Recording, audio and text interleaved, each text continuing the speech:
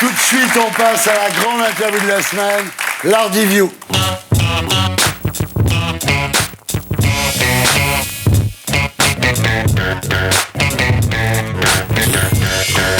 Riyad Satoufre, bonsoir. D'abord, c'est un plaisir de vous recevoir. C'est la première fois que je vous reçois dans l'une de mes émissions. C'est comme un premier rendez-vous. Vous buvez quoi? Là, c'est de l'eau fraîche. De l'eau fraîche. Vous êtes dit quoi dans le taxi? Merde, je vais devoir dire à quel âge je me suis fait violer par un imam en Syrie? Non, pas du tout. Je me suis dit que j'étais très content de venir parce que je vous ai regardé très très souvent à la télé et ça me fait un petit effet, un petit choc d'être avec vous. Ça me fait très plaisir. C'est comme moi le jour où je ferai Drucker. J'ai déjà fait. Tout le monde l'a fait sauf moi. Alors Riyad, vous êtes l'auteur de nombreuses BD à succès. La vie secrète des jeunes, publiée d'abord dans Charlie Hebdo, Pascal Brutal, Les Cahiers d'Esther et bien sûr L'Arabe du futur. Votre enfance en BD qui vous a valu de nombreux prix et qui s'est vendu pratiquement à 2 millions d'exemplaires. Vous êtes également cinéaste avec Les Beaux Gosses et Jackie au Royaume des filles. BD ou ciné, tout part toujours du dessin. En tout cas, faites gaffe quand même, parce que vous savez que dessinateur aujourd'hui, c'est un métier à risque. Un petit peu comme patron de bistrot à Marseille ou CRS le samedi. Viens, petite fille, dans mon comic strip. Viens faire des bulles, viens faire des.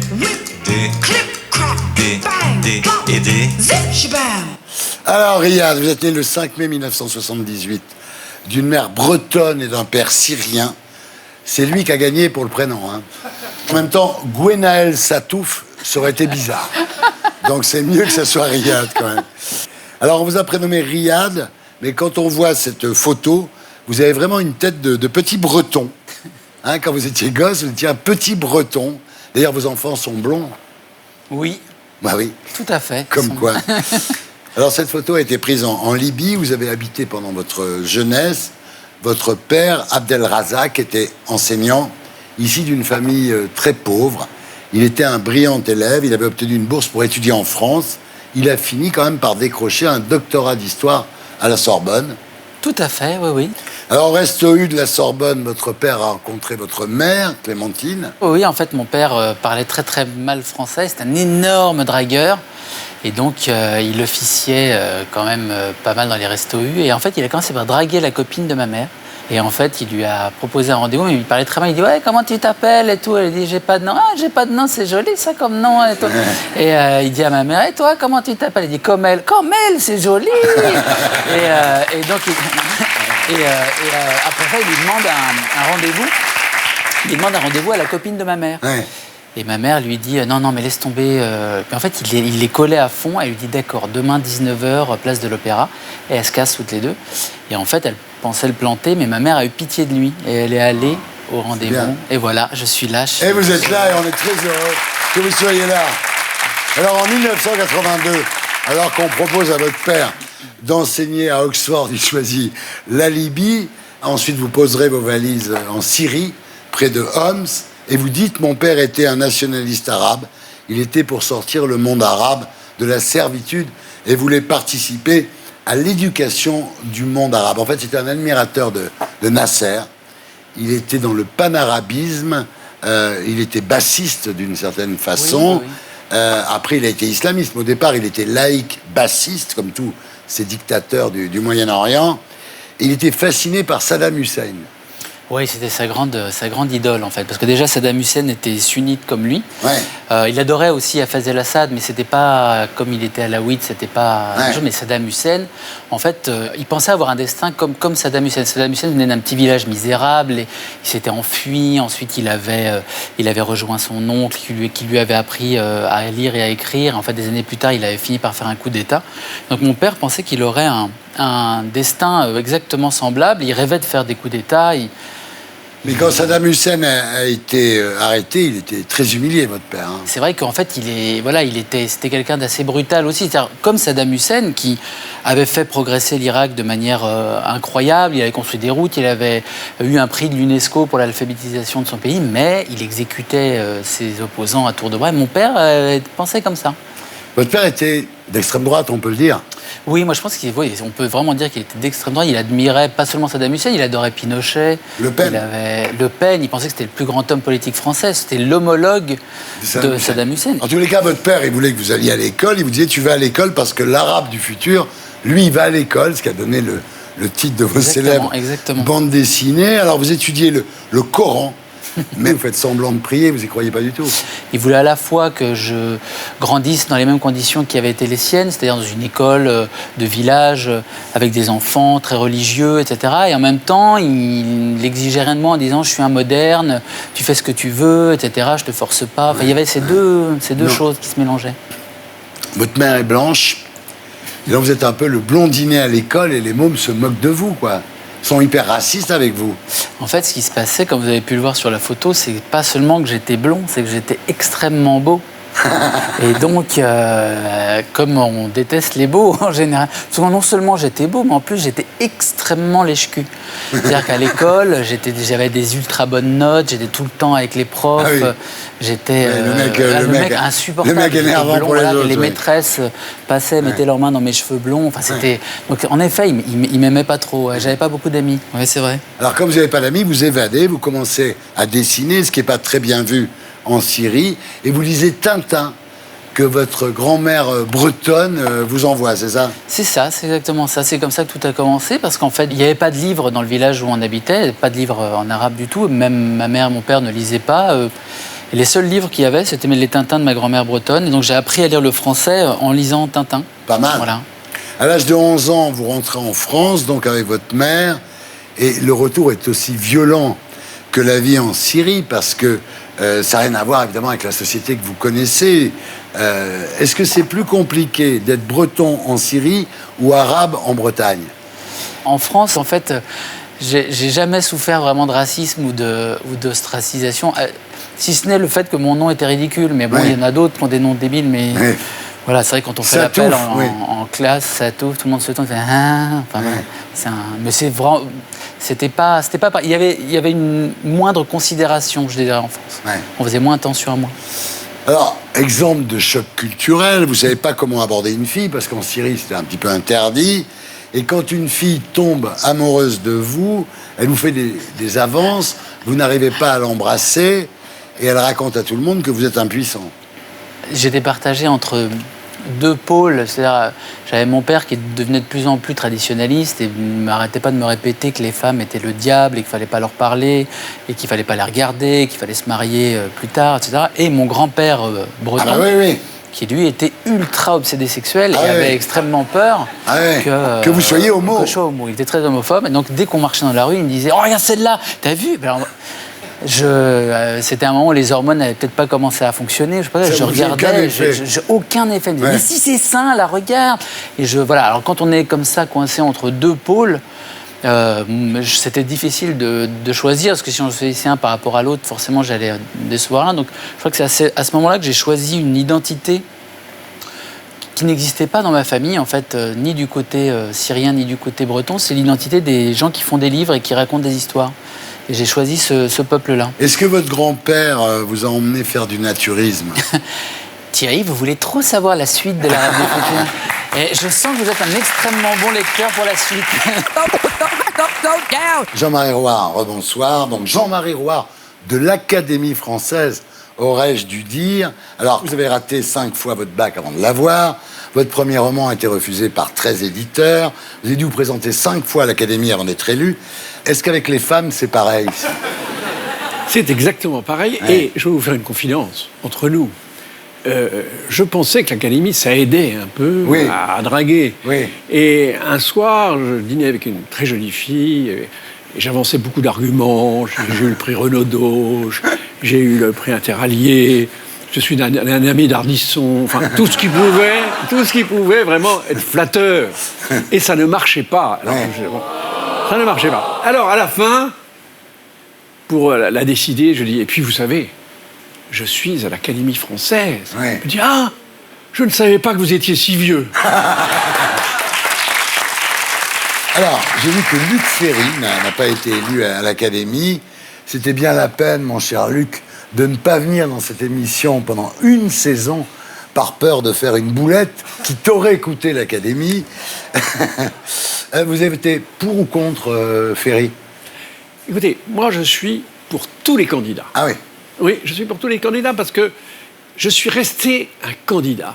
Comme je suis resté le type qui échouait au bac, Oui, c'est vrai. qui voyait Oui. ses livres refusés par les éditeurs. J'ai le sentiment d'être du côté des perdants, du Oui. côté des vaincus. Et toute ma vie, quand j'écris un nouveau livre, j'ai l'impression que c'est le premier livre. Vous savez, je trouve ce qu'il faut que les candidats sachent. On va leur donner un conseil. Oui. Parce qu'il y a certainement beaucoup qui nous écoutent. Oui. Il faut qu'ils sachent, d'une part, que c'est pas une honte d'être battu. Moi, je Oui. suis battu 4 fois. Oui. Et Victor Hugo aussi. Et puis ensuite, qu'il faut insister. Parce que c'est comme de l'entrée dans les Marines. On veut voir si les titres tiennent le coup. Tiennent le coup, Voilà. ouais. Moi, j'ai tenu le coup. Voilà. Alors, il y a plein de postes vacants à l'Académie. Alors, il y a Solers, évidemment, tout le monde pense à Solers, mais il a dit, mais pourquoi céder à cette comédie sociale? Aucun des écrivains que j'admire n'est à l'Académie. Donc Solers, déjà, lui, ne veut pas y aller, apparemment. Ça, c'est pas sympa. Alors, Ouais, c'est vraiment, pas sympa. Non, mais vous savez, il avait écrit un livre qui s'appelait La théorie des exceptions, où les gens qu'il admirait, c'était Lautréamont, c'était Ouais. des gens vraiment qui étaient morts à 25 ans. Ouais. Il a une conception des poètes maudits. C'est sûr que les poètes maudits, il y en a eu très peu à l'Académie, mais quasiment pas à l'Académie. Ouais, bien sûr. Verlaine a eu 0 voix, Ouais. et Baudelaire, on lui a dit, il vaudrait mieux vous retirer. Ouais. Donc, si on a une conception de la littérature Qui est très subversive, doloriste, en fait, oui. voilà, subversive, bah, c'est vrai que l'Académie n'est pas faite pour ça. Alors, Houellebecq, vous pensez qu'il peut rentrer à l'Académie française? Écoutez, je pense Écoutez. qu'il aurait pu rentrer. Ouais.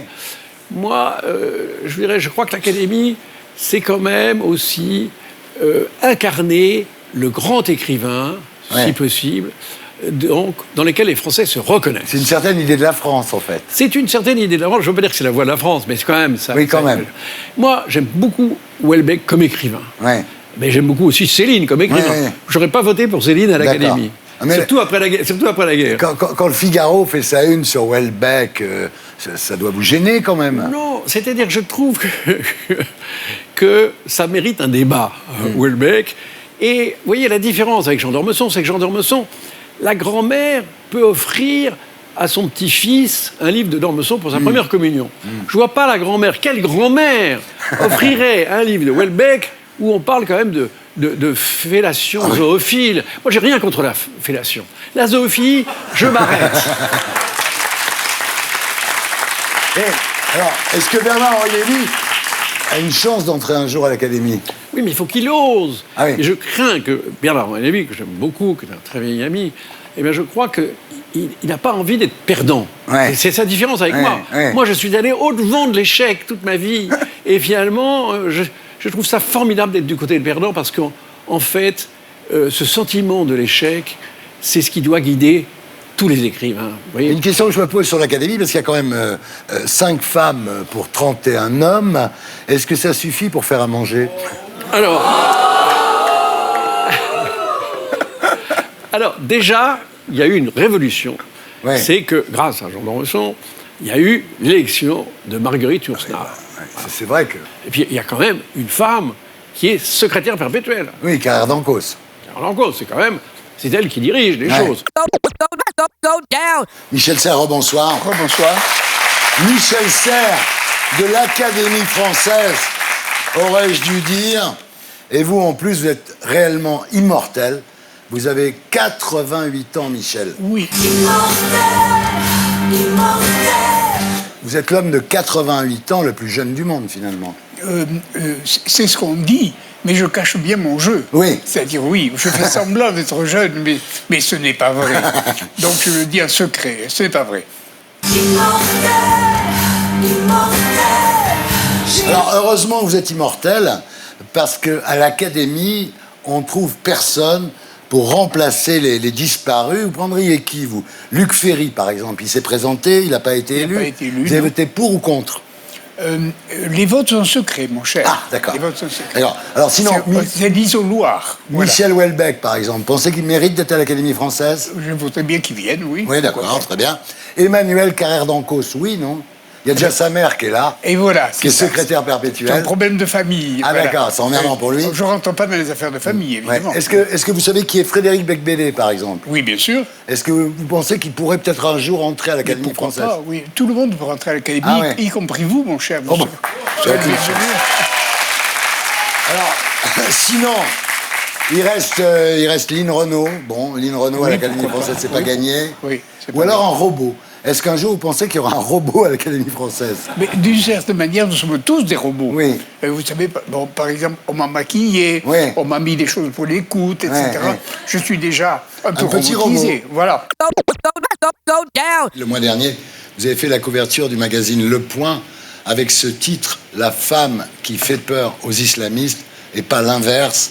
Et pourtant, si vous n'avez pas d'armes, isolez-la dans une pièce et fracassez-lui le crâne avec une pierre, tranchez-lui la gorge et brûlez sa maison. Ou encore, j'ai une folle envie de lui crever les yeux avec un pic à glace, mais je pense que je vais l'égorger, ça fera l'affaire. Tout ça parce que vous ne voulez pas que vos amis de Charlie Hebdo soient morts pour rien, parce qu'au pays des Lumières, le droit au blasphème est un bien sacré. Merci de défendre le XVIIIe siècle français. Eh bien, c'est triste de se dire qu'on en est là, en 2019, à défendre l'héritage des Lumières, à défendre les valeurs fondamentales qui sont l'ADN de la République Bien française, sûr. qui sont notre devise, liberté, égalité, fraternité, et puis le socle laïque de l'État français. La laïcité, ce n'est pas une opinion, ce n'est pas un dogme, c'est tout simplement la liberté d'avoir une opinion. Alors vous dites qu'il faut que l'islam se soumette à la critique, qu'il se soumette à l'humour, qu'il se soumette aux lois de la République, qu'il se soumette au droit français. On pensait que c'était un acquis, mais il se trouve que nous faisons face à des discours, à des revendications militantes, parfois un militantisme très agressif, qui consiste à vouloir nous faire accepter, sous couvert de tolérance, d'acceptation de l'autre, non pas des individus différents, mais les idéologies dont ils se revendiquent. Or, la République française est une république qui embrasse tous les individus, mais pas les idéologies, forcément, surtout quand elles sont contraires à nos valeurs. En fait, dire qu'on devrait pouvoir critiquer l'islam, c'est déjà le critiquer pour eux, non? Oui, vous avez vu ce passage vidéo là qui m'a valu des menaces de mort. Je disais simplement que l'islam devait se soumettre à la critique. Je sais que ce combat-là n'est pas un détail. C'est un combat qui trace la frontière entre la civilisation et la barbarie. Alors, vous vous dites persuadé que si les médias en France avaient tous publié les caricatures de Mahomet le 11 janvier 2015, l'histoire aurait été différente. Tout à fait. Je pense que si tous les journaux de France et de Navarre et du reste du monde d'ailleurs avaient publié les caricatures dès la première affaire des caricatures en 2006, qu'est-ce qu'ils auraient fait là, les terroristes? Ils auraient exterminé tous les journalistes, toutes les rédactions du monde. Ce n'était pas possible. Mais vous dites couardise maquillée en respect de la religion. Tout à fait, parce que beaucoup de journaux ont justifié finalement leur peur des attentats, qui est une peur légitime. Avoir peur ne nous exonère pas d'un certain devoir de courage, surtout quand on est journaliste. Parce que quand on est journaliste, nous avons le devoir de crever les abcès de la société. Nous avons le devoir de mettre la lumière sur les zones d'ombre. Et les journaux qui, à l'époque, avaient dit « Ah, nous ne le faisons pas parce que nous respectons l'islam ou les musulmans » ou je ne sais plus ce qu'ils avaient dit, en réalité, sous-entendaient que Charlie ne respectait pas et que donc, finalement, quelque part, cet attentat était justifié. Résiste pour que tu existes. Alors, vous résistez vaillamment. Le problème, c'est que bientôt, en France, il faudra choisir entre sa liberté d'expression et sa liberté de vivre sans garde du corps. Après Roberto Saviano et Philippe Val, vous êtes la troisième personne sous protection policière que je reçois cette saison. Ça fait beaucoup quand même dans un pays comme la France. Vous dites, quand ça allait mal, ce sont mes flics qui m'ont sauvé. Mais oui, j'ai été mise sous protection le 8 janvier 2015. Je me ramassais évidemment à la petite cuillère. J'avais des conditions de vie qui étaient extrêmement difficiles. Et à ce moment-là, évidemment, comme beaucoup de mes collègues qui avaient survécu, nous avons atterri chez les psys, nous avons pris des anxiolytiques, des antidépresseurs. Ça n'allait pas. Et c'est la présence bienveillante, professionnelle de mes officiers de sécurité qui m'a contrainte à me rattacher à la vie, contrainte à respecter des horaires. Parfois, ils se sont, alors que ce n'est pas leur travail, parfois ils se sont souciés de savoir si j'avais mangé ou pas. Et donc, grâce à eux, grâce à cette présence saine, j'ai pu surmonter les premières semaines du deuil. Alors, c'est bizarre quand même d'être accompagné par des gens qui sont là pour vous empêcher de mourir et qui pourraient mourir en vous protégeant quand même. C'est une relation complexe. C'est une relation assez atypique parce que ce sont fondamentalement des inconnus, des gens que l'on vous voit, mais qui sont là pour mourir éventuellement avec vous. Donc ça crée un lien de sang. Et les attentats de Charlie m'ont fait découvrir que les liens de sang entre les personnes pouvaient se faire autrement qu'en étant issus de la même fratrie. Par exemple, avec mes collègues de Charlie Hebdo, eh bien, nous avons entre nous aujourd'hui le lien du sang, le sang des nôtres qui a coulé et qui nous lie d'une façon indéfectible. Vous êtes toujours là.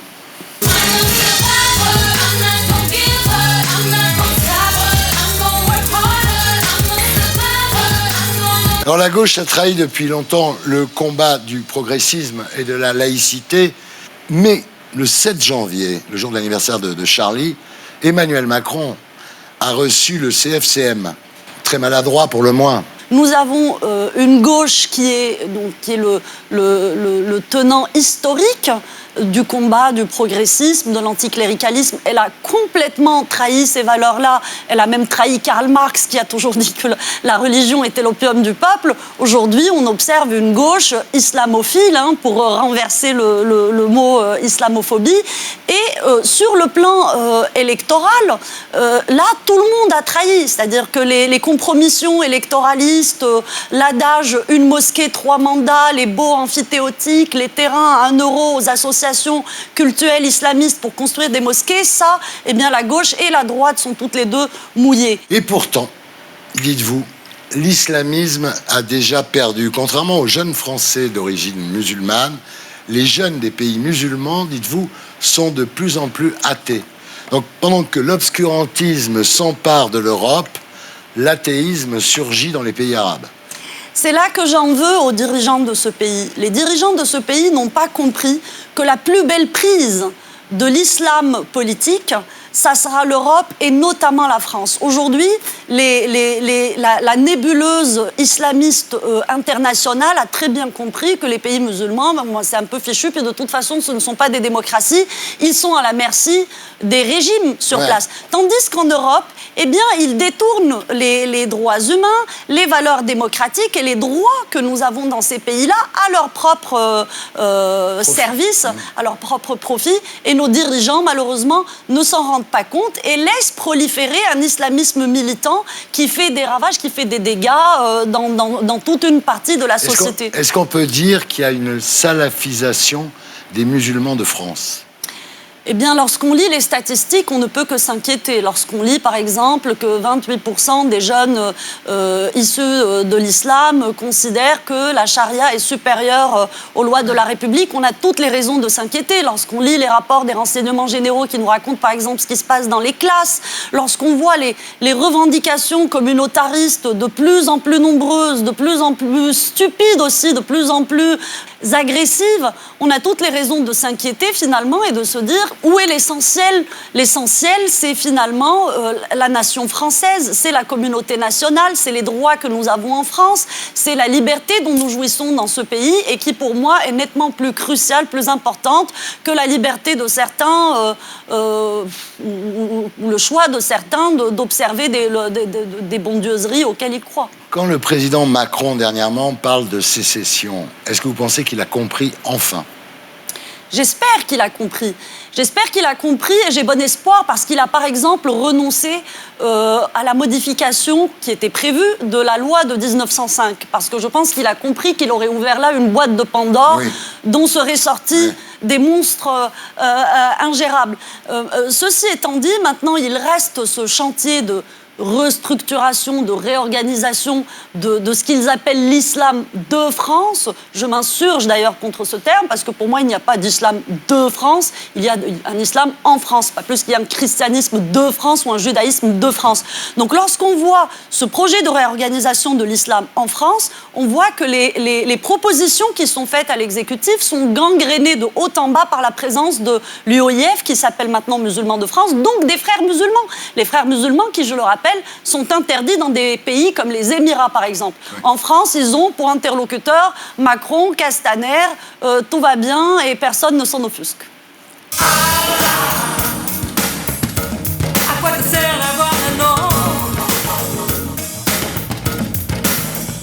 Il y a une dernière chose là, j'y repense.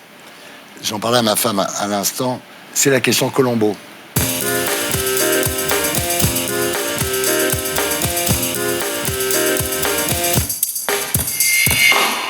Zineb, si c'était à refaire, c'est-à-dire vous lancer dans ce combat contre les islamistes, est-ce que vous le referiez? Si c'était à refaire, je serais même peut-être allé plus loin. Vous savez qu'au moment où il y a eu les attentats de Charlie, on avait pour projet, pour rêve avec Charb d'aller rejoindre les femmes peshmerga kurdes qui se battaient contre Daesh, chose que je n'ai jamais pu faire. Il y a eu les attentats, ensuite j'ai eu une petite fille. Mais je pense que si c'était à refaire, je le ferais avec la même verve, la même véhémence et peut-être avec beaucoup plus d'énergie. Votre relation avec Emmanuel Macron, alors c'est un peu Richman pour Man, hein, c'est-à-dire que vous naissez tous les deux à Amiens, vous êtes scolarisés à la Providence, pas en même temps, établissement catholique jésuite, c'est là où Emmanuel Macron a rencontré Brigitte Macron, il avait 15 ans, elle en avait 39. Alors l'un a tout, l'autre a rien. Comment ça va se finir ce film? J'en sais rien. Non, mais d'abord, moi, je me décris pas comme ça quand même. Moi, j'appartiens à la classe intermédiaire. Ouais. Mes parents m'ont donné les moyens d'avoir une éducation. Je sais tout ce que je dois à plein de gens et jamais je dirais que je me suis fait tout seul. Et c'est à l'inverse, là, pour le coup, d'Emmanuel Macron, à qui quand même la vie a offert plein de chances, qui a eu bénéficié de tas de rencontres, y compris des rencontres avec des milliardaires qui lui ont dressé des ponts d'or pour qu'il puisse mener campagne et ainsi de suite, et qui vient dire à la fin que, bon, si j'étais chômeur, eh ben, je me débrouillerais tout seul. Mais il n'est pas chômeur, il ne l'a pas été, il ne sait pas ce que ça veut dire et il ne les rencontre pas. Donc, je dirais que plutôt... là, on nous voit à l'image, il n'est pas sûr qu'à ce moment-là, il y ait tant de différences. Il y en a un qui est plutôt replié sur lui-même et l'autre qui est applaudi en permanence, tant il est comblé, plein de talent, et tant mieux pour lui. Mais après, il y a des choix. Je pense que la classe intermédiaire, c'est la classe qui a un choix. On lui fournit des armes, les armes qui sont de l'arme de l'éducation, de la culture. Maintenant, c'est au service de qui on les met. Et moi, je sais que j'ai fait le choix de mettre mon savoir, mes connaissances, mes lectures, ma capacité à écrire, à faire des films au service des gens. Et je considère qu'Emmanuel Macron, depuis 20 ans, les a mis au service de l'argent. Il a jamais dragué votre sœur à l'école de la Providence, Non, par non, exemple. il n'a pas dragué ma sœur. Il n'a jamais dragué votre sœur. Non. Alors, Je crois pas. dans un livre publié aux Arènes qui s'appelle « Ce pays que tu ne connais pas », qui est excellent d'ailleurs, vous dites en parlant de Macron quand même, « Votre tête ne me revient pas, vos mines pour catalogue des 3 Suisses, vos traits réguliers, le nez droit, la police, la mâchoire carrée. » C'est physique, c'est viscéral? Moi, je crois que d'abord, moi, j'écris un livre, pas comme homme politique qui se demande s'il va gagner 3% avec ça. Ouais. Je fais un film comme cinéaste avec Gilles Perret. J'écris un livre comme écrivain. Ouais. Et un écrivain, qu'est-ce qu'il fait? Il propose des portraits. Ouais. Donc, et par exemple, il y a le portrait de Joubir et il y a même mon autoportrait qui n'est guère flatteur non plus. On ne le souligne pas quand on lit le bouquin. Mais voilà, donc je propose des portraits, évidemment avec une subjectivité qui est face à ça. Ça veut dire que Emmanuel Macron, évidemment, il porte quelque chose d'une classe dès que son inconscient parle, ces gens qui ne sont rien, vous n'avez qu'à traverser la rue, dès qu'on appuie sur le bouton, il y a son inconscient qui se met à glisser. Mais vous savez, notre physique, il porte quelque chose de la classe à laquelle nous appartenons. La manière dont on bouge, la manière dont on se vêt, enfin, vous voyez, et donc, en effet, il y a des traits de classe dans le portrait d'Emmanuel Macron, qui incarne quelque part une espèce de... On a l'impression de voir débarquer le super DRH de la France. Alors, vous avez été extrêmement attaqué. Richard Ferrand, vous êtes taxé d'antisémitisme parce que vous parlez toujours de la banque Rothschild en parlant de Macron. Bon, moi, j'ai passé un paquet d'années sur Bernard Arnault, qui est un patron catholique du Nord. Là, je consacre un livre à Emmanuel Macron, qui est passé par une école jésuite et qui a choisi de se faire baptiser.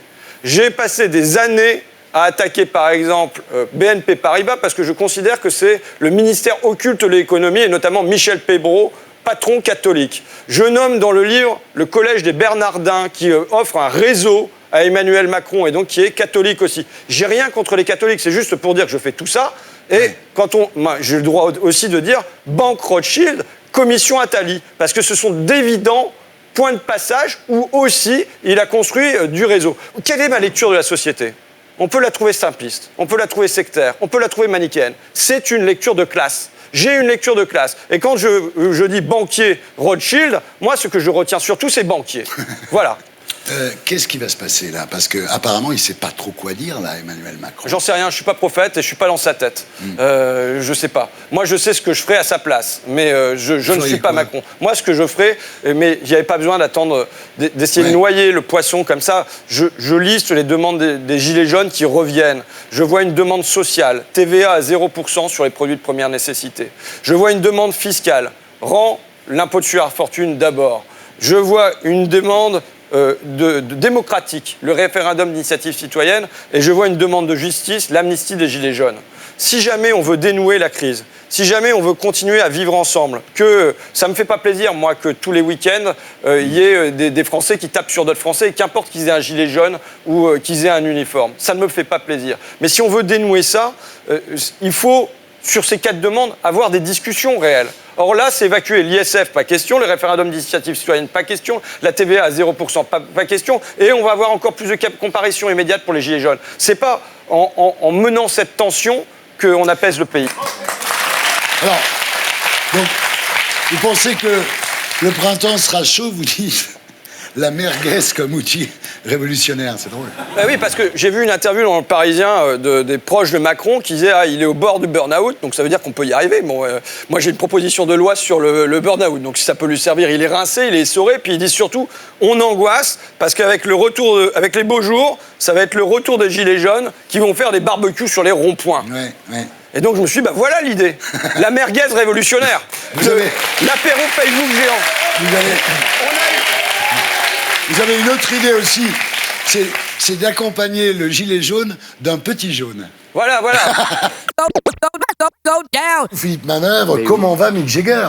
Ça va mieux. Ah ouais? Oui, on est très rassurés. En plus, la tournée n'a pas été annulée, elle a été juste reportée. Donc on attend des nouvelles dates.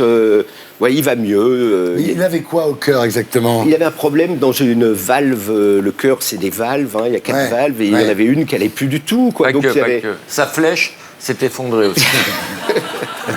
Non, sa flèche va très bien. Sa flèche est toujours en flamme, Mick Jagger. Nouvel album à la fin de l'année? Ah oui, j'espère. Enfin là, je sais pas, ça va peut-être tout ralentir. Je ne sais pas quand Mick va pouvoir rechanter. Toute la nation stonienne est fébrile. Ouais. Mais il travaille sur un album. Alors vous êtes très très fan. Hein. Vous portez même des chaussettes Rolling Stones. Aujourd'hui.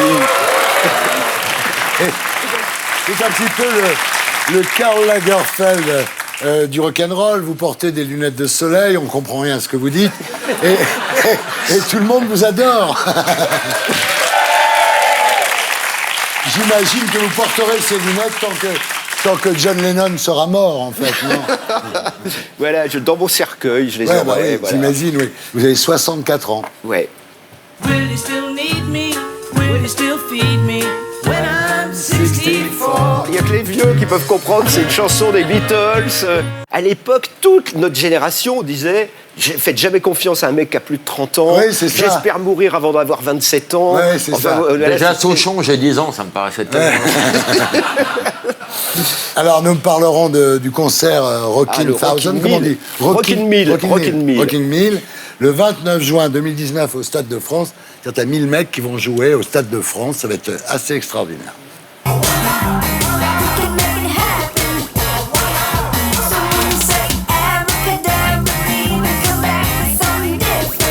maintenant, c'est l'heure de la promo qui s'affiche. C'est Shopping.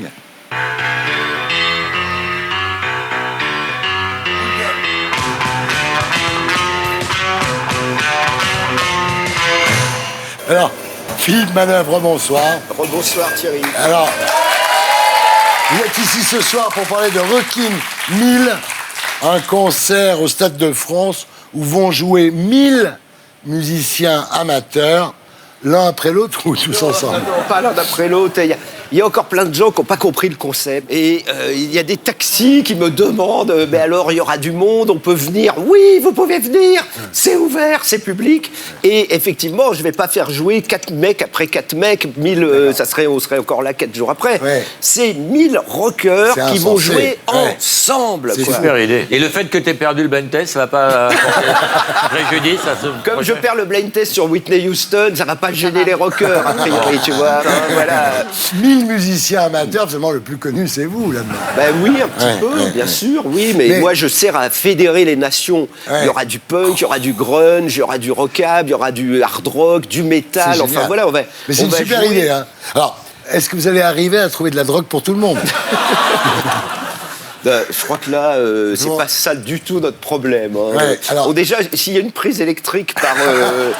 Parce que 1000 amplis, ça va faire du bruit. Alors, il y a eu un casting sur Internet où chacun a envoyé une vidéo et vous avez sélectionné 350 guitaristes, 250 batteurs, 220 bassistes. Il y a 75 chanteurs et 75 chanteuses, Ouais. parité, voilà. Et puis tout le monde.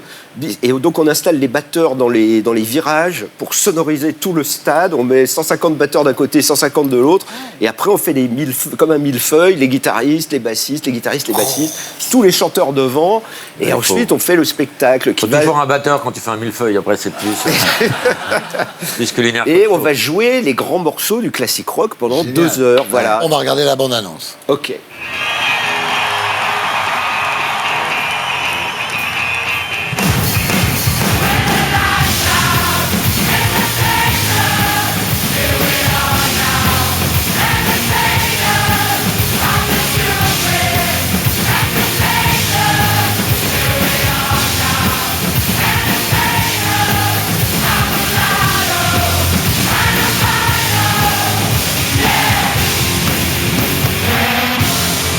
C'est pas mal. En fait, l'idée vient d'un informaticien italien qui a lancé l'affaire pour faire venir Les Foo Foo Fighters à Cesena. 1000 musiciens ont joué Learn to Fly. 48 millions de vues sur YouTube. On regarde à quoi ça ressemble.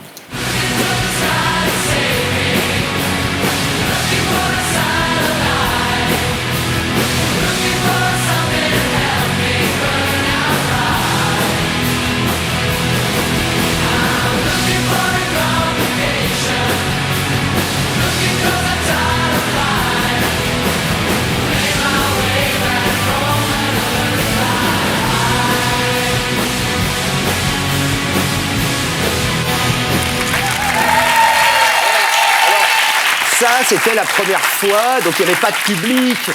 C'était juste pour attirer l'attention des Foo Fighters. Qui sont venus, Qui finalement. finalement, évidemment, sont venus, parce que Dave Grohl aime bien faire un peu le buzz, et quand on l'appelle aussi gentiment, il a dit « Ok, on y va, on va jouer pour vous ». Et puis après, ils avaient pris le goût du truc, ils ont découvert qu'en fait, avec des oreillettes, on arrive à synchroniser 1000 musiciens ensemble. Et ça fait un son fantastique. Bah oui. Parce qu'il y a un truc qui se dégage, enfin une ampleur sonore qu'on ne voit que là. Et du coup, ils l'ont fait dans le stade de Florence, 1 fois, 2 fois, 3 fois, et là, maintenant, eh ben, ils arrivent en France, et après, ils vont le faire en Allemagne. Voilà. Oui, c'est ça, oui, c'est un truc qui va devenir On mondial. espère que ça va devenir mondial, on espère que ça va être des rendez-vous, ça peut être un rendez-vous régulier, parce qu'aujourd'hui, le rock, c'est ça. Il y a quand même des années qu'aucune major n'a signé un nouveau groupe ou un nouvel artiste rock, donc maintenant, c'est à nous de créer des événements rock, parce que le rock, Matt là... Pokora, c'est de la merde, ok. très déçu par ce critique. Et l'ambition de Rock in Mill, oui, ça serait de devenir pérenne, déjà, c'est de prouver qu'on va remplir le stade. Parce que les artistes qui remplissent un stade, au monde, il y en a 10, il n'y a pas beaucoup plus. C'est un truc colossal, le Stade de France. Dans un métier pyramidal comme la musique, c'est vraiment le sommet absolu. Et là, ces 1000 amateurs vont devenir les superstars d'un soir. C'est fou pour eux-mêmes. Oui, c'est un Leur truc... métier, ils se retrouvent au Stade de France. C'est génial. Super idée.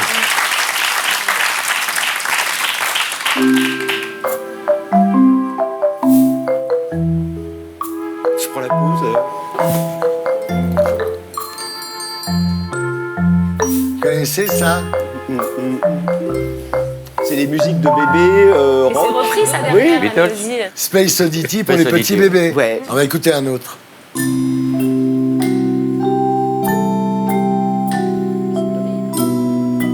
Laurent? Oui, je l'aime. Assis au Red Door, Painted Black des Rolling Stones. C'est très joli, ça, pour les gosses.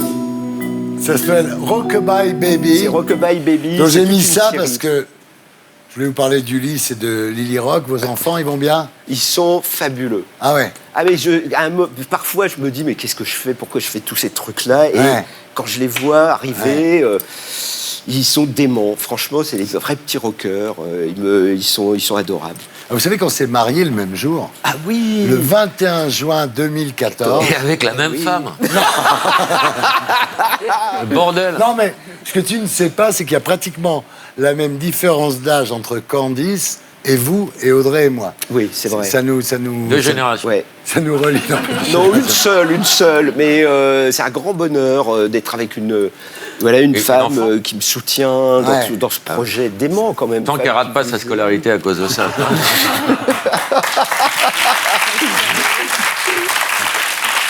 Alors, finalement, Philippe, in your life, est-ce que vous avez été plus sexe, drugs ou rock'n'roll? Rock'n'roll, Ah, sinon rock'n'roll. je serais mort. Ouais. Non, parce que moi, c'est la musique. J'étais venu pour la musique. Alors évidemment, il y a des gens qui, en venant pour la musique, ont découvert la drogue ou des trucs et ils sont partis là-dedans. Mais moi, pas. Moi, j'étais là pour le rock. Et donc, j'ai toujours défendu ça, essayé de me bagarrer pour le rock, Je pour sais. aider les musiciens.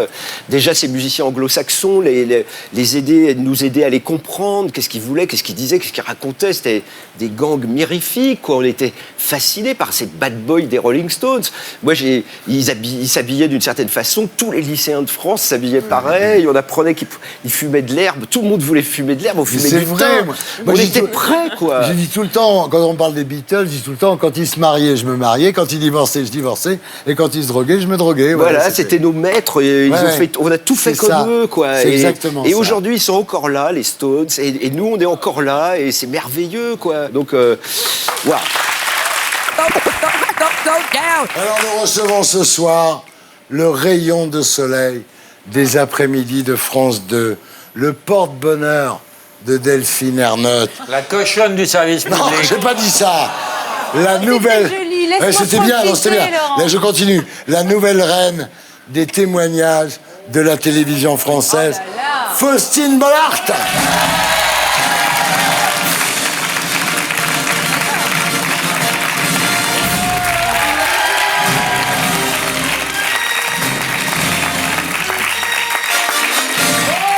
C'était bon, là.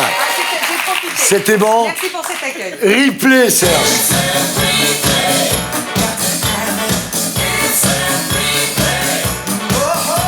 Alors nous recevons ce soir le rayon de soleil des après-midi de France 2, le porte-bonheur de Delphine Ernotte, la nouvelle reine des témoignages de la télévision française, Faustine Bollard. Elle était quand même mieux à l'époque. Hein. Elle a pris un coup là en 10 secondes, ça va pas. Jean-Luc Delarue serait fier de vous. Ah, j'aime l'idée, je ne sais pas s'il serait fier, mais en tout cas qu'il soit content que l'émission de témoignage qu'il a mis à l'antenne à l'époque soit peut-être gardé la portée ligne avec succès. Ouais. Ah, C'est pas Youssou N'Dour, ça reconnaissez C'est ça, non. Ça se discute. Oui, je sais. ça se discute. C'est l'ancêtre du portable, ça. Ouais. Si on décrypte, Janine, j'aurais 20 minutes de retard. Et il arrivait sur la fin du générique. Toujours, on se demandait s'il allait être en retard ou pas. On se demandait s'il allait être là quand on connaissait les journées. Un petit peu à la fin. Alors, en tous les cas, votre émission, ça commence aujourd'hui, dépasse désormais le million de téléspectateurs et 10% de part de marché sur C'est France. incroyable, puisque ça commence aujourd'hui. quoi. Ouais, c'est dingue. Comment on l'a fait, quoi. Et en fait, vous devez, Faustine, votre meilleure audience à l'incendie de Notre-Dame de Paris.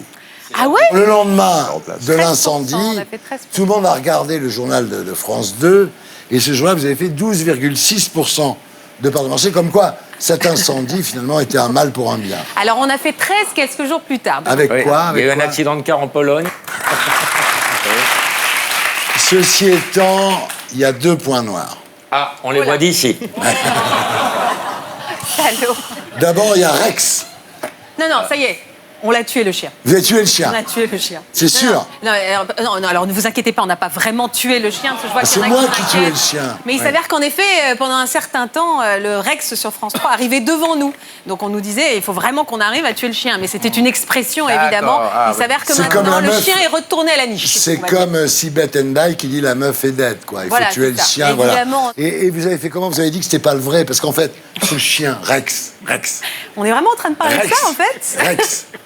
On est vraiment en train de parler de Rex, en fait. Mais oui, parce que Rex, c'est très important. Rex, en fait, c'est le 4e Rex. Ah oui. C'est pas le vrai Il y a chien. eu le grand Rex. Ah, Il y a eu le grand Rex. il y a eu le fils, il y a eu le Il y a eu le T-Rex. Il y a eu le T-Rex. Bien vu. Et donc, c'est le 4e Rex. Donc, ils l'ont tué assez facilement. L'autre problème, Faustine, c'est le bouquet. Alors, vous avez un bouquet derrière vous, quand même. Écoutez, je comprends pas. Mais c'est marrant, on m'en parle beaucoup de ce Mais bouquet. c'est incroyable, Vous ce le trouvez bouquet. aussi horrible que ça Non, mais peut-être un peu trop Madame fourni. trouve ça horrible. Est-ce que Ouais, ce d'accord. bouquet, Profusion. ouais, c'est le même bouquet de septembre à juin? Est-ce qu'il serait pas en plastique, le bouquet? Ah, je pense qu'il est plus qu'en... Comme l'animatrice. Et Et pourtant, voilà. pourtant... 100% naturel. On vérifiera. Non, Faustine, vous avez jamais fait d'opération. Hein. Si, mais je dirais 8 pas fois quoi, 7. mais pas les seins. 8 S'il fois faut, 7. Les hommes, on leur dit, on a fait un petit truc, et tout de suite, ils regardent vos seins. Ah non. Non, bah, C'est quoi, alors? Je me suis fait opérer des paupières, parce que j'avais les paupières un Elle veut peu dire qu'il tombantes. tombait. J'avais un petit peu Je le me petit souviens, théâtre vous de disiez Bouvard. toujours, à l'époque, vous comme étiez là, ça. vous disiez, bonjour, comment ça va et tout, et à un moment, on vous a dit, Faustine, il faut quand même opérer les paupières. Ouais. J'ai raison de C'était vous ça le ou la dire. canne blanche?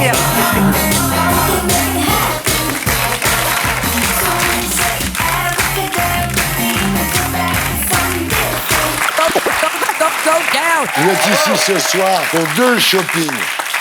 Il y a d'abord, ça commence aujourd'hui, du lundi au vendredi à 13h55 sur France 2. Et à table, manger sain, dépenser moins, le mardi 14 mai en prime time sur France 2. C'est ça. Alors, on commence par ça commence Mais c'est aujourd'hui. difficile, on commence par ça. Alors, je rappelle le principe de l'émission. Ouais.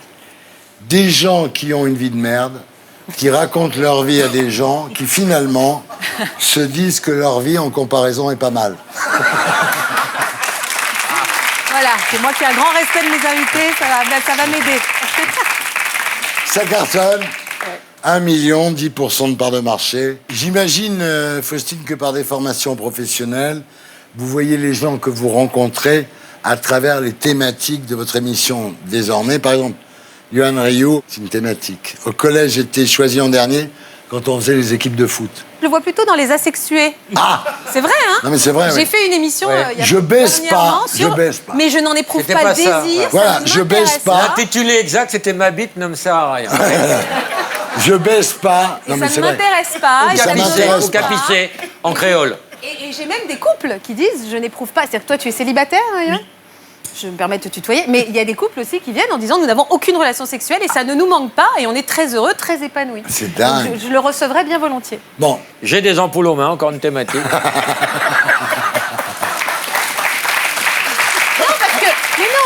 Parce que justement, les asexués n'ont aucune libido. Yoann, Ah, je réponds pas à ça. pourquoi tu réponds pas à ça? Thierry.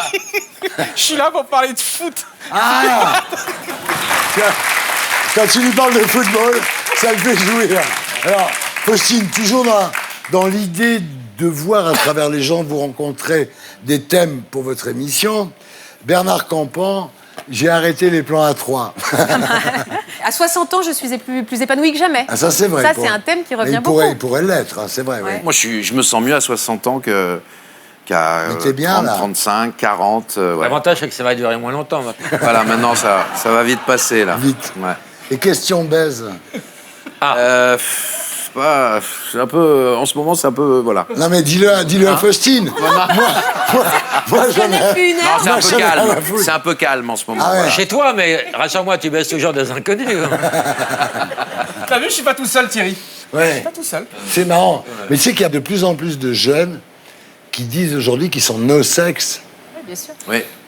Ah ouais, non, mais complètement. Ouais, T'as fait un truc là-dessus. Ouais, on a eu aucune difficulté à trouver des jeunes qui le revendiquent. Il y a même il y a beaucoup de groupes sur Facebook de personnes Ouais. qui se parlent entre Des eux. groupes de gens qui veulent pas baiser, quoi. C'est un peu nouveau. C'est l'inverse de Tinder. C'est des gangs no bangs.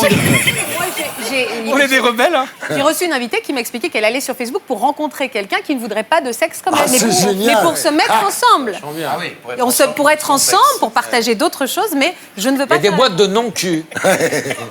Alors, moi, par exemple, pour y faire, j'ai connu l'amour à 60 ans. Ah bah complètement. Mon deuxième mariage troisième. Ah pardon. J'ai Ah bah alors épousé ma fille. je me suis mariée 3 fois. Le troisième était le bon. Voilà, le troisième c'est comme était les le bon. évasions de François Mitterrand. La troisième était la bonne. Exactement. Voilà. Elle est plus jeune que vous, Thierry. Ah, elle est carrément Oh, plus quoi. jeune, elle a 43 ans. Eh ben, on peut faire aussi ce thème-là. Oui, Voilà. Voilà, mon bonheur avec une femme beaucoup plus jeune. mais on peut venir, Voilà. je peux venir. Ah mais si moi vous je voulez. peux vous faire 2 heures là Oh si vous là voulez. hein. là là. Alors, est-ce que, Faustine, vous seriez une bonne cliente pour votre émission? Par exemple, je vous propose des thèmes. Au hasard, oui. Êtes-vous déjà tombée amoureuse d'un membre de votre famille? Eh ben oui. Mais je vous dirai pas qui. Ah ouais. Non, parce Votre que mon cousin, père votre peut-être cousin. regarde. Enfin, c'est pas mon père. Mais, mais oui, c'est ça. Quelqu'un qu'on m'a présenté sur le tard en m'expliquant que c'était quelqu'un de ma famille, sauf que moi j'avais grandi sans le savoir. Et donc du coup, les amours se confondent un petit peu. là. Donc ça a pu m'arriver, ouais, mais je ne dirais pas qui. Incroyable. Christine Boutin sort de ce corps. Non, mais il y a plein de gens. C'est extrêmement commun d'avoir des relations avec. Bah, tu me dis ça, j'ai vécu 2 ans avec ma mère. hein. Christine Boutin, elle a épousé son cousin. Ouais, ouais. Absolument, ouais. Ma mère, elle m'a dit, si on m'avait dit qu'un jour tu repasserais par là.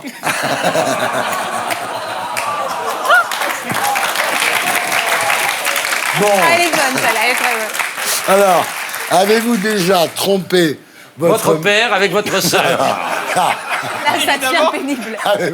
avez-vous déjà... Faustine, c'est l'état de Ah, l'émission. c'est pour ça, vas-y, moi je suis Alors, prête. avez-vous déjà trompé votre mari avec son meilleur ami? Non, je n'ai pas trompé mon mari. Jamais. Avec son Jamais. animal de Non, et compagnie. puis, comme vous connaissez mon mari, vous savez que de toutes Eh, les manières, attendez, je serais vous morte avez- vous avant avez- de vous pouvoir avez- le dire.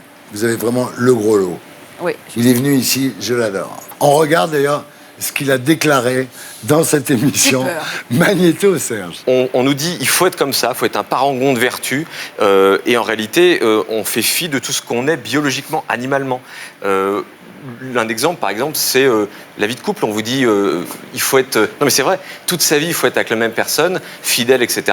On n'est animalement pas fait pour ça, donc il faut faire un travail intellectuel pour que ça tienne 30, 40, 50 ans. Et ta femme, elle sait que tu n'es pas fait animalement pour tenir. Elle a l'info ou pas?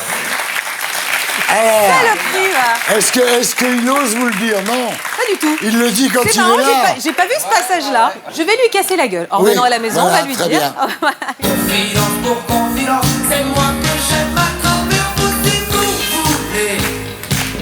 Les caresses, restez pas. Alors, votre deuxième shopping, Alors, c'est à table, manger sain, Sain, dépenser dépenser moins. C'est pas con. En même temps, le 14 mai en prime sur France 2, en compagnie du chef Yves Cam-de-Borde canne de board. et une nutritionniste qui s'appelle Mathilde Touvier. Chercheuse à l'INSERM, ouais. Voilà, exactement. Donc l'idée, c'est de faire une émission dans la bonne humeur, sans culpabiliser les gens, qui est- et décortiquer ce qu'on a dans notre Ce qui est assiette, quand ce qu'on a même tous dans dingue, notre c'est de assiette. voir à quel point la télévision a changé, parce qu'avant, un prime time, il y avait des girls, il y avait de la Ouais, musique. c'était Maintenant, intéressant. c'est vrai, hein. Ouais, Non, maintenant, c'est- c'est Là, dans tu un vas- Des supermarché. vrais gens dans un connaissent la supermarché. caisse. Eh, y Mais a c'est pas que ultra ça. concernant. Mais d'accord, C'est mais dans ultra la vie, concernant de ce on qu'on a peut dans l'assiette s'envoyer en aujourd'hui, l'air. c'est scandaleux. Ta gueule, c'est hyper concernant. Faustine, un seul conseil. Arrêtez le métier. Non, Faustine, Oui, mon vous savez à quel point je vous aime et Moi je vous ai aussi, je toujours t'aime. soutenu. Simplement, un seul conseil, ne retombez pas dans la gourmandisme comme du temps de... Regardez. ça, c'est vache. C'est une photo en fin de grossesse, tu vois. J'étais vraiment au bout, là. Arrêtez-vous tout de suite.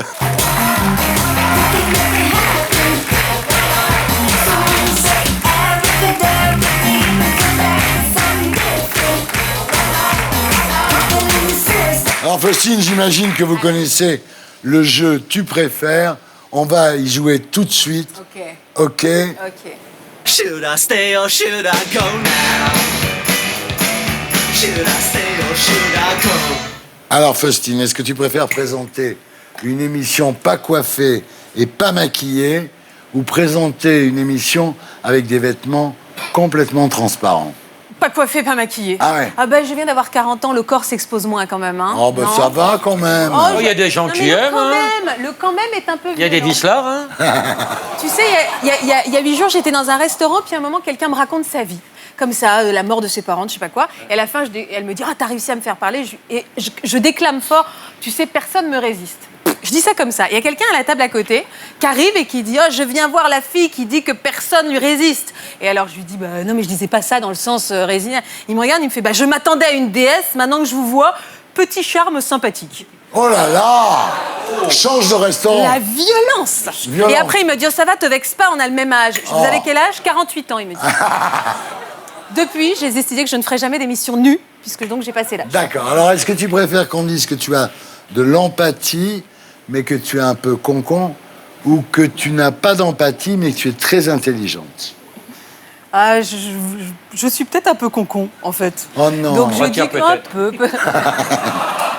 J'aime bien l'empathie. Est-ce que tu préfères un orgasme chaque fois que tu entends « ça commence aujourd'hui » ou crier « ça commence aujourd'hui » à chaque fois que tu as un orgasme? Ah, moi, j'ai l'orgasme sonore. Ah oui? Moi, j'ai un orgasme sonore, donc la prochaine fois, je penserai à toi et je crierai ça commence. Et les voisins? Ouais, vous habitez à la Mais on habite campagne? à la campagne, on n'a pas Ah, de c'est pour voisins. ça. On est isolés dans la C'est forêt, pour ça il y a que pas de Maxime, tu vois, campagne. tu préfères avoir le hockey toute ta vie ou avoir Cyril Lignac qui te parle non-stop à l'oreille pendant un an? Ben, il me manque, Cyril, j'ai plus de nouvelles. Bah non. Alors du coup, je serais contente de l'entendre dans mon oreille. Un an, c'est lourd quand même, hein. Ouais. Parce qu'il y a un accent surtout. Avec son accent. Quand on passe du temps avec Cyril, à la fin, on a son accent, Ah ouais, c'est comme horrible. tous les gens. Donc C'est forcément... horrible, c'est horrible. Est-ce que tu préfères faire l'amour en pensant à Jean-Marc Morandini ou à Michel Drucker? Michel, de loin Michel, parce que Michel, il est bien gaulé. Michel. Non mais cette phrase qui... Non mais sérieusement, parce que Michel, à l'époque où j'ai travaillé dans Vivement Dimanche Prochain, c'est vrai qu'à la fin de l'émission, parfois on était dans sa loge, dans son bureau, et il retirait comme ça sa chemise. Moi j'étais Non. hyper gênée, et je voyais qu'il avait des carrés de chocolat, quoi. Michel. Il avait des belles tablettes, Si et tu je nous pense regardes. qu'il était fier de me les montrer. Et depuis... voilà. Alors, est-ce que tu préfères que Maxime Chatham n'ait plus de bras et un pénis normal ou toujours ses deux bras mais un micro-pénis? J'ai un magicien des mains, donc c'est un écrivain. C'est un écrivain, il sait y faire. Voilà, il sait écrire des histoires sur mon Mais il est corps. pas mal en plus physiquement. Oui. Est-ce que tu préfères être topless dans Voici? Mais t'arrêtes avec tes questions toujours comme ça, là. Non, mais- Vous avez remarqué, il pose que des questions un peu...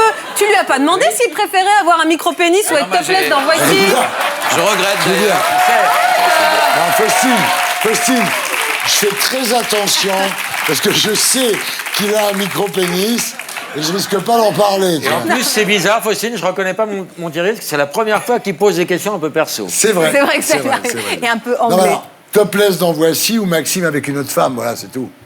Ah, topless dans Voici. Ah non, Topless dans Maxime. Voici. Ah ouais, Est-ce que tu préfères avoir des doigts aussi longs que tes jambes ou des jambes aussi longues que tes doigts? Elle est complètement con, cette question. Attends, donc, hein. ça c'est rien, tu vas voir la prochaine. Elle est complètement... Profite de celle-là, Des doigts. parce que tu vas la des regretter. doigts. Attends, en plus, je l'ai pas comprise. Des doigts Vas-y. aussi Des doigts. longs que tes jambes. Des doigts. Donc ou avoir des des jambes rikikis. avoir des aussi lèvres. longues que... Mais qu'est-ce que tu veux que je réponde à cette question de teubé, quoi? Il n'y a pas de réponse, C'est quoi. toi. Mais je T'aimes sais pas avoir le doigt long, voilà, c'est tout. Ah, avoir le doigt long. Ah ouais, donc j'ai un sens de la logique très développé. Non. Bon, très bien. Alors. Fais la bien- chatte, fais la chatte. Non, non, j'ai dit on fait pas la chatte. Si, les gens se caressent chez Non, eux, c'est j'ai dit on maintenant. fait pas la chatte. Alors, est-ce que tu préfères Oh là là Mais c'est là pas là une question de chatte. Est-ce que tu préfères Aide-moi, Bernard. devoir... Un trou de balle, Non, non. mais au centre, ou deux Péter excentrés. la bouche toute ta vie. Qu'est-ce que tu préfères? Non, c'est pas ça. C'est beaucoup plus. Vas-y. C'est beaucoup moins Spirituel, Voilà. vas-y. Et c'est plus intellectuel. Est-ce que tu préfères. Il est mort de rire. Est-ce que tu préfères devoir répondre à ces questions de merde Pourri. pendant 10 minutes ou que Buffy te fasse chier pendant 1 heure? Il me fait chier depuis ma naissance, il est toujours là, donc c'est bon, je préfère le garder.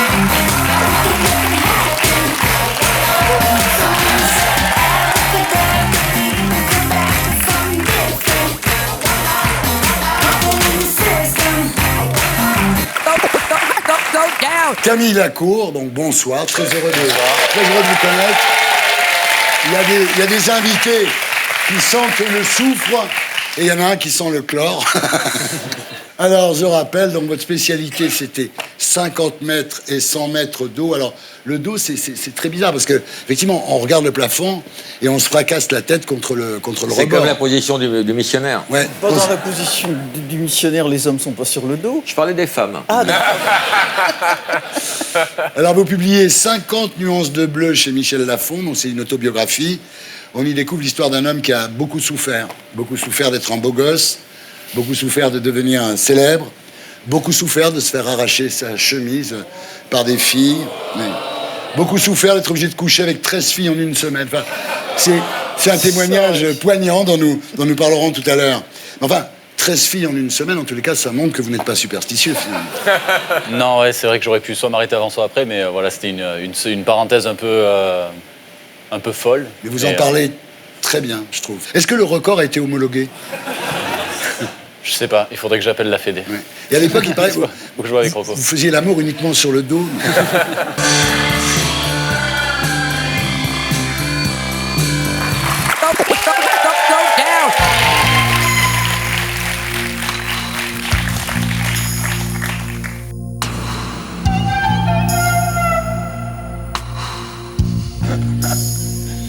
Et voilà, Camille Lacour, champion du monde de natation, mais aussi champion du monde de couchage avec les filles. Bah non. Non, pas là. Alors, vous publiez 50 nuances de bleu chez Michel Lafon. Le pitch, c'est un peu too much, too soon. C'est-à-dire le sport de haut niveau, l'argent, la gloire, les filles. La petite existence que l'on nomme la grande vie, comme disait Paul Morand.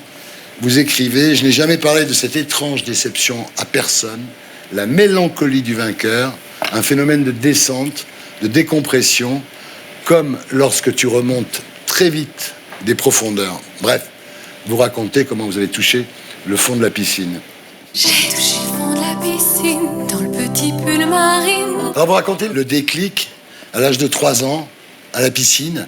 Ouais, première fois que je vais dans les bassins à 3 ans. Vous avez les yeux bleus, vous auriez eu les yeux verts, vous auriez fait du foot. Certainement. Ouais. Rocco, il voulait aller dans les bassins vers 12 ans. Lui. Ouais. Et alors après, vous racontez évidemment votre histoire. Il y a un truc qui est très très marquant, je trouve, dans votre bouquin, c'est les entraînements avec Philippe Lucas, qui entraînait aussi Laure Manodou. C'est vraiment un bourreau, hein. C'est un bourreau, mais c'est surtout un acteur. Je pense que je pense que c'est lui la star quand il nous entraîne. Mais il met vraiment son costume. Nous, quand on voyait les caméras, on savait que ça allait être super connard, quoi. Mais en dehors de ça, c'est un mec adorable, vraiment très attachant. Chez nous, l'image qu'on en a, c'est... Dès qu'il y a les caméras, on sait, il a le visage fermé, il est méchant. Enfin, moi, j'adore raconter l'anecdote où il me vire d'un entraînement. Je comprends pas pourquoi. Il vient me voir dans les vestiaires et il me dit, j'ai pas été bon, je suis pas un acteur génial. Ah oui, d'accord. Je dis, mais je comprends pas pourquoi tu me dis ça. Il me dit, parce que je pouvais pas virer Laure, elle est en forme. Toi, t'es un peu fatigué. Vas-y, c'est bon. Mais par contre, si on t'interviewe, je suis un méchant. Voilà, donc c'est vraiment, c'est vraiment un personnage En attachant. tous les cas, il vous faisait faire 100 km par semaine. C'est-à-dire, vous auriez pu aller en Corse à la nage, quoi, pratiquement, quoi. C'est ça, ouais. J'ai jamais compté vraiment, mais. Ouais. Et donc là, c'est le cercle des nageurs de Marseille. Et vous racontez comment, pour gagner, vous devenez un autre. C'est-à-dire plus beau, plus fort, plus intelligent. Le jour des compétitions, en fait, oui, je suis obligé de rentrer dans une phase où je suis incassable, quoi. Donc, c'est vrai que je le raconte comme un double un peu maléfique, parce que c'est tout mon contraire. C'est un peu détestable, très arrogant, très sûr de lui. Et en fait, cette image est importante pour les adversaires. Et pour moi, j'ai aucune fissure dans cette carapace à ce moment-là, quoi. Même quand il parle, il y a des longueurs. C'est drôle. C'est pas vrai, mais c'est drôle. Et le 11 août 2010, donc vous devenez champion d'Europe. Attention,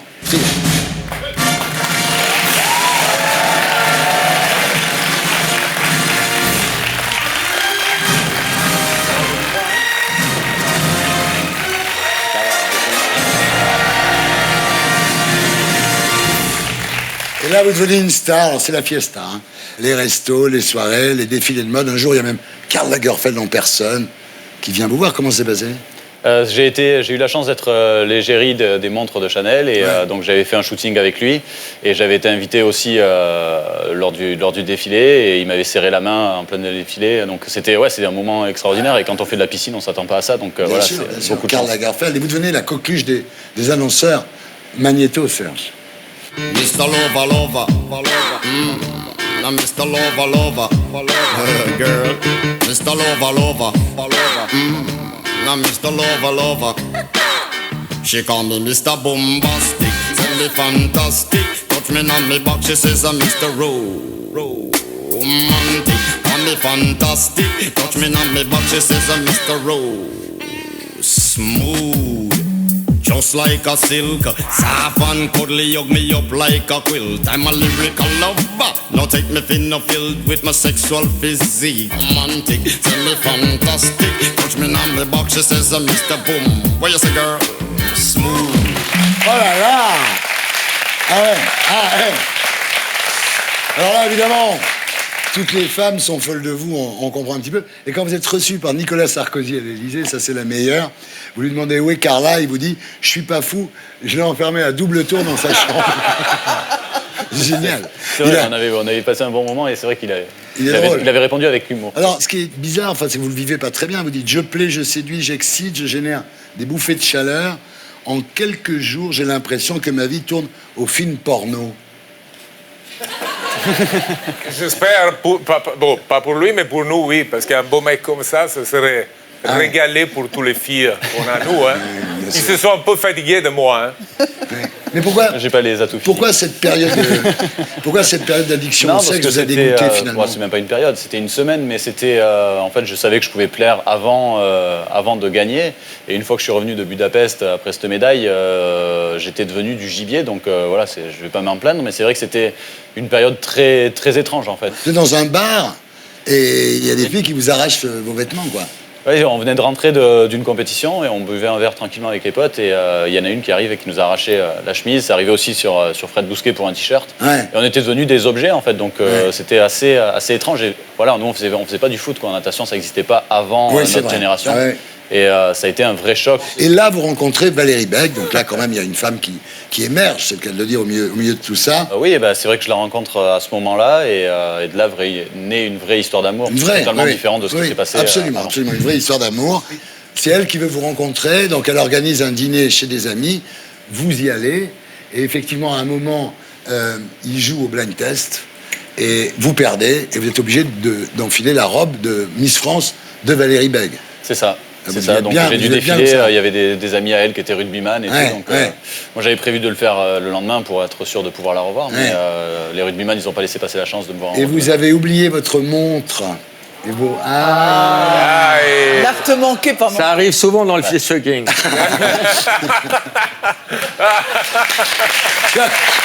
Ça fait rire Rocco, ça. C'est une bonne balle de... Ah, il en a perdu des Rolex. Donc voilà, vous oubliez votre montre, vous revenez, et là c'est vrai, c'est une vraie histoire d'amour, c'est pas comme avec les autres. On a une fille. Vous vous mariez, vous divorcez. En fait, elle vous avait trompé avec un Émirati, et vous l'aviez trompé aussi. Ouais, j'ai même pas envie d'entrer dans les détails de ça. Mais nous, oui. Mais de toute façon, les fins, c'est moche. Donc, je préfère retenir tout ce qui a été beau. On a eu un enfant, on arrive à très bien s'entendre aujourd'hui. Vous avez Jazz, votre fille, que vous accompagnez à l'école, et vous dites c'est mon seul luxe, c'est mon beau moment, c'est d'accompagner Jazz à l'école. C'est un rayon de soleil, une petite fille. Pour moi, j'ai toujours rêvé d'être père. Donc voilà. Et pour l'instant, ça se passe très très bien avec Valérie. Et aujourd'hui, vous êtes célibataire? Non, aujourd'hui, j'ai retrouvé quelqu'un. Merde. Ah. Ça, vous allez faire des mais c'est le challenge, il fait plus beau comme ça. Je suis sûr que ta discrétion te poussera de ne pas poser de questions sur cette personne. Ah non, pas du tout. Non, je vais pas savoir qui c'est. Ça se passe bien quand même. Je suis très heureux. Il est très heureux. Je suis très heureux. Ben, peut-être nous, on peut deviner. C'est quelqu'un de connu? Non. Voilà. Ça va être plus dur. Et maintenant, vous l'avez sur le bout de la langue, évidemment. Vous savez. C'est un poil de cul? Non. C'est le blind test. Ah, yes!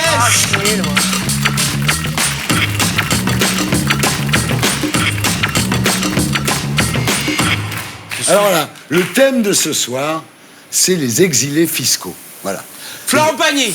Oui, vous n'êtes pas exilé fiscal, vous. Non. Vous vivez pas à Londres pour des raisons fiscales. Non, pas du tout. Vous vivez à Londres parce que vous aimez Londres. Ouais. Comme Donc, par hasard. paye ses impôts en Vous France. n'êtes pas concerné par ce sujet, en fait. Mais Non. vous allez quand même jouer au blind test. Oui, évidemment, Alors- mais je suis pas très Ah bah, bonne. Lui, il va être nous, on très joue fort. aussi, on l'est pas non plus. Hein. Ah, toi, non. Toi, je sais que tu es un vrai Français. Tu payes tes impôts Mickaël en aussi, France. Alors, Bah, moi aussi. Toi aussi. Allemands, C'est ça bien. Non, vous, très bien, mais c'est très bien. Ah oui, Bah, on je paye vous nos félicite. impôts en Non, parce qu'on préfère le dire. Hein. Ah, je vous félicite, c'est On va pas se faire important. entendre. Ah oui. C'est important.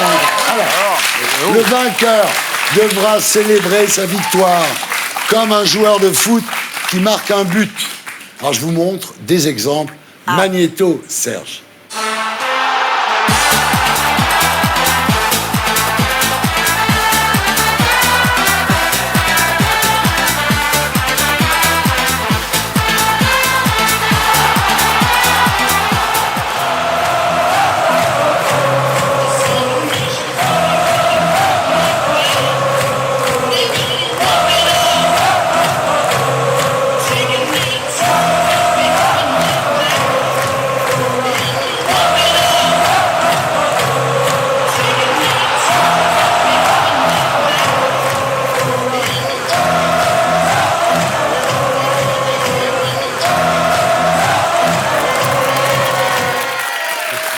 Voilà. Donc, D'un coup, tout le monde se dit, je vais peut-être pas donner toutes les bonnes c'est réponses. ça. Moi, j'adore Nolwenn Leroy qui relève le kilt de Laurent Baffy. Ouais, dis donc. Extraordinaire. Et le CSA n'a rien dit. Non. 2 poids, 2 mesures. Ouais, c'est ça. C'est vrai, ça. Attention, branchez la guitare. Penche la guitare, entonner les tambours. Moi, j'accorde ma basse. 1, 2, 3, 4. Musique. Aznavour. Viens voir les comédiens, voir les musiciens, voir les magiciens qui arrivent. Laurent, je suis désolé, je peux pas te garder. là. Celui qui l'a. Mais non, mais... On peut plus faire un blind test. T'imagines que moi, Thierry Ardisson, je ne peux plus faire de blind test parce qu'il trouve tout avant les Serge. autres. Mais ouais. Est-ce que tu as en régie une musique un peu triste, genre à la Chaplin? Non, Cold Song.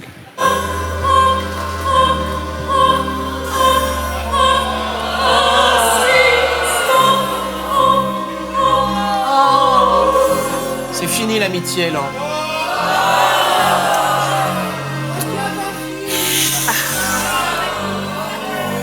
Il va te faire un câlin. Tellement aimé. Je peux tout donner. Reviens.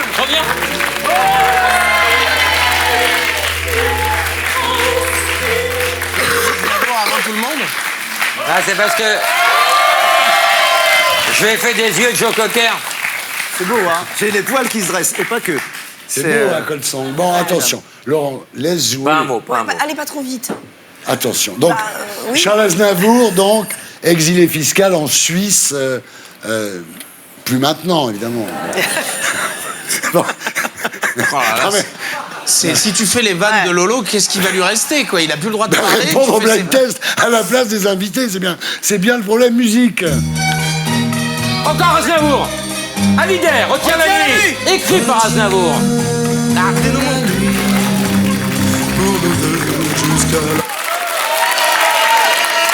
Bravo. Bravo. Il est bon, ce Baffy, il est bon. Reste là-bas. Qu'est-ce qu'il est bon, ce Baffy, alors? Bravo. Je vous demande de vous arrêter. Voilà.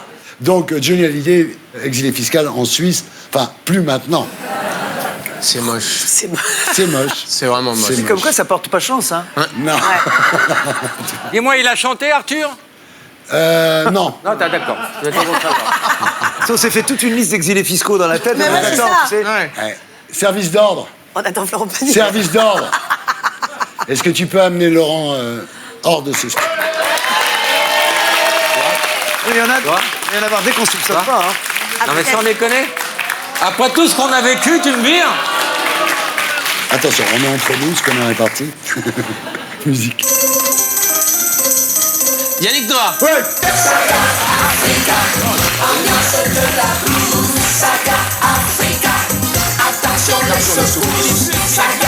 Exilé fiscal aux États-Unis. Attention, musique.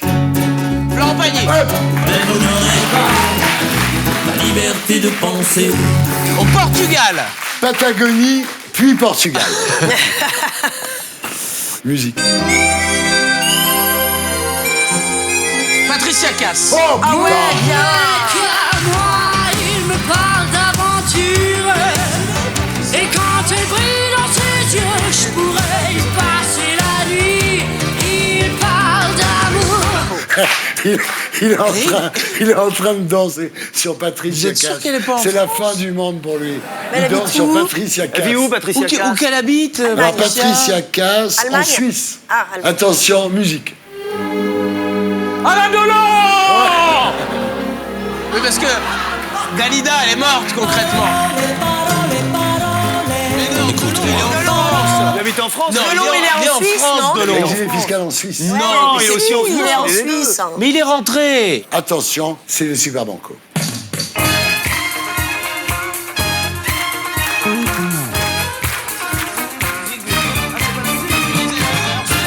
Mais ils sont pas français. Ça veut dire quoi, Super Banco? Ça veut dire que celui ou celle qui trouvera cette chanson aura tout gagné. D'accord, ok. Ouais, d'accord. C'est pas de la rigolade, il remet son titre en jeu. Hein, Michael. Hein, tu le remets, Oui, Michael. oui, évidemment, mais avec plaisir. C'est l'école des fans. Attention, musique. Oh, Les gens conscientes.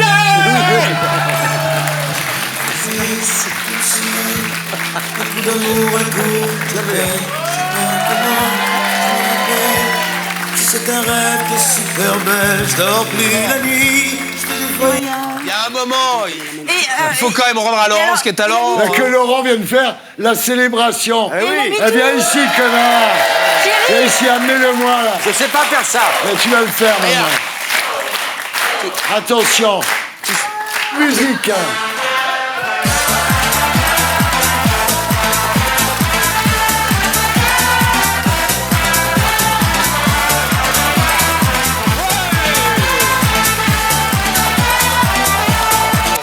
Voilà, toi qui fais que des films sur les handicaps, tu peux faire un film avec Laurent. moi. Michael, je pense que tu devrais essayer. Ah non, non. Oui, un handicap. Michael.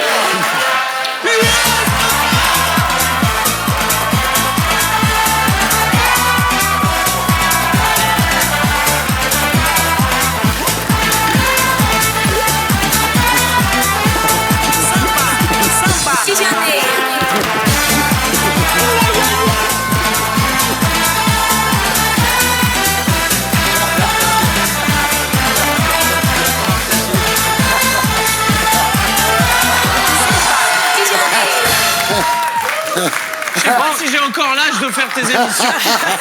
Bon, ouais, ça va, ça va. Bon. Ouais, j'ai pas mal, j'ai pas mal. Replay.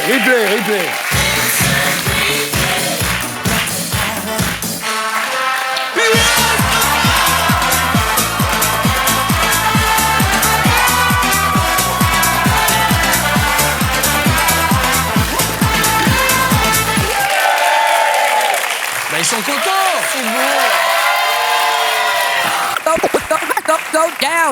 Voilà, là, il faut se concentrer. Monsieur de la Villardière, il faut vous concentrer, on va faire un quiz.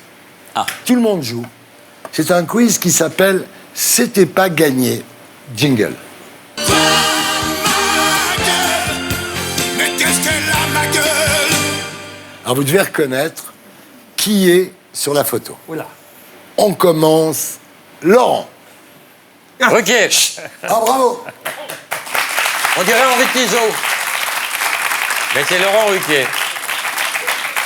J'ai jamais vu quelqu'un qui a autant changé. Si, dans La Belle et la Bête à la fin. Ah oui.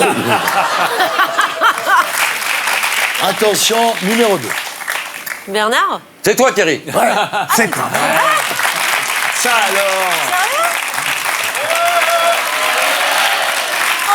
C'est moi, évidemment. Oh, Francis Lalanne. Les années 70, René évidemment. Charlot, non Bon, maintenant, alors là, c'est moins facile. On y va. Laurent. Georges Founet. Ouais. Oh là là. Alors là, ça me rassure beaucoup, hein, ce que vous me montrez là. Parce Ouais. que alors, vraiment... Ah, il a vraiment évolué. Ah oui. Attention, Laurent. C'est ben, lui. Dion. Ouais. La Rousseau. Elle m'a grillé de ça. Mais ça! Attention. Eh oui, Alexandra... Ciblé, allez, ciblé, Ouais. ciblé.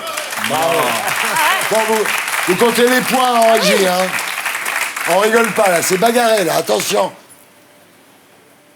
Baffy. Tom Cruise. Non. Oh, Ouais, putain. Tom Cruise. Je trouve qu'il y a un air. Bravo, Laurent. Je trouvais qu'il y avait un air. Qu'est-ce qu'il Eh, était? C'était vraiment Mission Impossible. Grave. Ah oui, mais attends. Oh oui. Scarlett Johansson. Non. Non. Mylène Farmer. Non. Non, non. Je vous donne un indice, c'est une mannequin anglaise. Ah, Kate Moss. Ouais. Non, t'étais trompé, c'est Arlette Chabot, ça. Non. Kate Moss. Ah oui. Ça change, hein. Castaner. Ouais. Non, je reconnais lui. Bon, attention. Ah oui, Sandrine Quétier. Non, Non. Charles. Jodie Foster, Non, Laurence la Boccolini, chanteuse, qui s'est fait raser la tête. Non. Jeanne Masse. Alors, un indice, sperme dans les cheveux. Cameron Diaz. Ouais. Ah oui. Je vois que Rousseau connaît ses classiques. Allez, on y va. Allez, misogynie. Arthur, oui, oui. Facile. Lui aussi, il a gagné en bogossitude, hein, quand même. Hein. À vous. Oh là là. Penelope Penelope Cruz. Cruz. Ouais. Ah, j'en ai un quand même. Rousseau l'a dit aussi. Mais Etchebest. Oh, putain. Ah bon? Etchebest. Attends, mais t'es Bien fort. sûr. Ça alors. Ah bon? Etchebest. J'adore ce type en plus. Ah, tu l'aimes bien? Ah, je Oui, l'adore. très Sympa. sympa. Nous aussi, on l'aime bien. J'adore. Ah, punaise, attends. Oui, Kate Blanchett. Voilà. Charlize Theron. Voilà. Oh là là. Charlize Theron. Elle est magnifique. Hanouna. Ah oui, c'est Cyril. C'est nous. Cyril. Attends. Jennifer. Ouais. Oh là là. T'es trop fort. C'est bizarre. Attention. Ah bah ça c'est... Alors zut, Putain, je connais comment il que lui. s'appelle, lui Ouais, exactement, Laurent. Orlando Bloom. Non. Non, Ryan pas du Gosling. Ouais, Voilà, c'est putain. ça. Oh là là. Bravo. Non, moi je suis un laborieux, moi. Oh là là. Ah, ce qu'il y a de pire, là. Là, je dois dire, c'est la plus difficile de tout le quiz, là. Américaine. Française ou Alors, américaine, je vous donne Politique, c'est pas une politique ça? Non, Ouais. je vous donne un indice. Bruce Willis. Demi Moore. Ouais. Elle connaît tout Hollywood. Attends, tu dis voici Closer, Mais rien, en plus. Public et Non, Oups rien. toutes les semaines. Mais rien. Valérie Trierweiler. Mais non, tellement je peux- pas. Bah là, vraiment. Là. Tellement pas. Attention. Bah oui. Pamela, la femme de Brad Pitt. Angelina Jolie. Angelina Ouais. Jolie. Elle avait déjà ses lèvres. Ah alors. oui, c'est vraiment elle. Comme ça. Nikos. Ouais. Nikos Aliagas. C'est le costume qui m'a aidé. Je vous cache pas que sans le costume, je ne la trouvais pas. Honnêtement, c'est pas lui. Ouais. Qui a gagné? Largement, elle a gagné. La Rousseau, attention. Triomphe.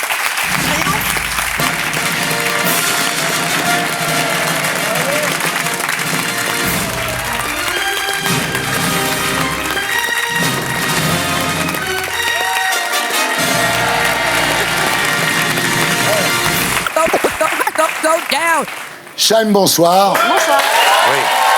Alors, tout le monde le sait. Shy, ça vient de shy, un adjectif anglais qui veut dire timide. Et j'ai longtemps cru que vous étiez timide jusqu'au jour où je suis tombé sur votre compte Instagram. Alors, j'ai l'impression que vous êtes un peu foutu de nous au niveau de la Ah là, timidité. c'est pas moi, là, hein, je me suis dit. Hein. Ah, c'est pas vous, Non, là c'est pas moi, non, non. C'est dommage, c'est celle que je ça va préférais. bien, ça. Ouais, j'ai pas ce qu'il a, malheureusement. Non, mais vous êtes un peu foutu de nous avec votre timidité, non? Non, mais regardez Mylène Farmer, regardez plein d'artistes et plein de comédiens aussi qui sont Ouais. plutôt pudiques et timides dans la vie. Et finalement, ça ne les empêche pas de pouvoir, en montant sur scène. Ah, mais et c'est en... pas un reproche. Hein. Non, non, mais je vous explique. J'adore ces photos. Alors maintenant, on va vous voir en tenue de soirée, voilà. Voilà. Oui. Et là, c'est Oui. quand vous regardez la télé maintenant, voilà. C'est dans mon salon de tatouage. Mais c'est une façon, effectivement, pour moi, dans tous ces moments-là de télé, d'exprimer ma féminité et mon côté femme que je n'assume pas forcément dans la vie de tous les jours. Mais quand vous êtes habillé, vous êtes très bien aussi, hein. Mais merci. Un peu moins bien, peut-être. Ah non, mais regarde. Voilà, ça c'est le chien de Non. Chaim, et elle s'est fait des bottes avec le chien. Non, c'est pas vrai, hein. C'est pas vrai. Vous avez Faut pas Chaim, croire. une garde-robe incroyable. On a des photos de votre dressing. Et c'est vrai que c'est quand même J'aimerais bien. pas mal de choses. Et puis après, ça, c'est juste pour les chaussures, là. Non, mais ce qu'il faut dire, c'est que je suis Cendrillon. Hein. Ce que je porte là maintenant, dans 1 heure, c'est terminé. Ça très beau. Ça Alors, retourne au styliste. J'adore le prince de Galles, le pied de poule, tout ça. Franchement, non, c'est très bien. Merci Franchement, beaucoup. Il n'y a rien à dire. Vous êtes ici ce soir pour votre nouvel album, le 7e, intitulé Agapé, qui est donc dans les bacs depuis hier. Absolument. Alors, agapé, c'est le mot grec pour l'amour divin, inconditionnel. L'agapé est souvent comparé à la charité chrétienne. Tu veux, il y a l'amour physique, Eros, l'amour de l'esprit, ce qui est entre nous. L'amour à plusieurs, Rocos. Philia. L'amour de l'esprit, Philia, et l'amour pour l'amour, agapé. D'accord. C'est un C'est peu l'amour platonique, pur. non? C'est un peu Oui, c'est idéalisé, pas- non? oui, c'est pas bien sûr. Eros. hein, Il n'y a c'est pas pénétration. Non, non, non, non. C'est une sorte de tantrisme. Oui, Laurent, oui, oui, Exactement. oui, oui. Exactement. C'est bien. Ou alors, à l'époque de Notre-Dame de Paris, on aurait parlé d'amour courtois. Oui. Ça t'a fait du bien de parler de Notre-Dame de Paris? Alors, il y a Lago. Là, vous revenez sur votre chute. Alors, Lago, c'est-à-dire la fille, hein, je te le dis. Vous revenez sur votre chute quand vous avez sauté dans le public à Bercy. Oui, Et vous réglez vos comptes avec le rappeur Damso. tout à fait. Alors, en 2015, il chantait « T'es passé partout comme la chatte à Scheim Non, la chatte 2, Chaim, il a bien parlé quand même. Non, Voilà. il a dit la chatte 2 et pas la chatte 1. Ah, il parle bah oui, français, en fait. Il a quand même bien écrit. Mais il dit la capsule Apollo, ce qui n'est pas...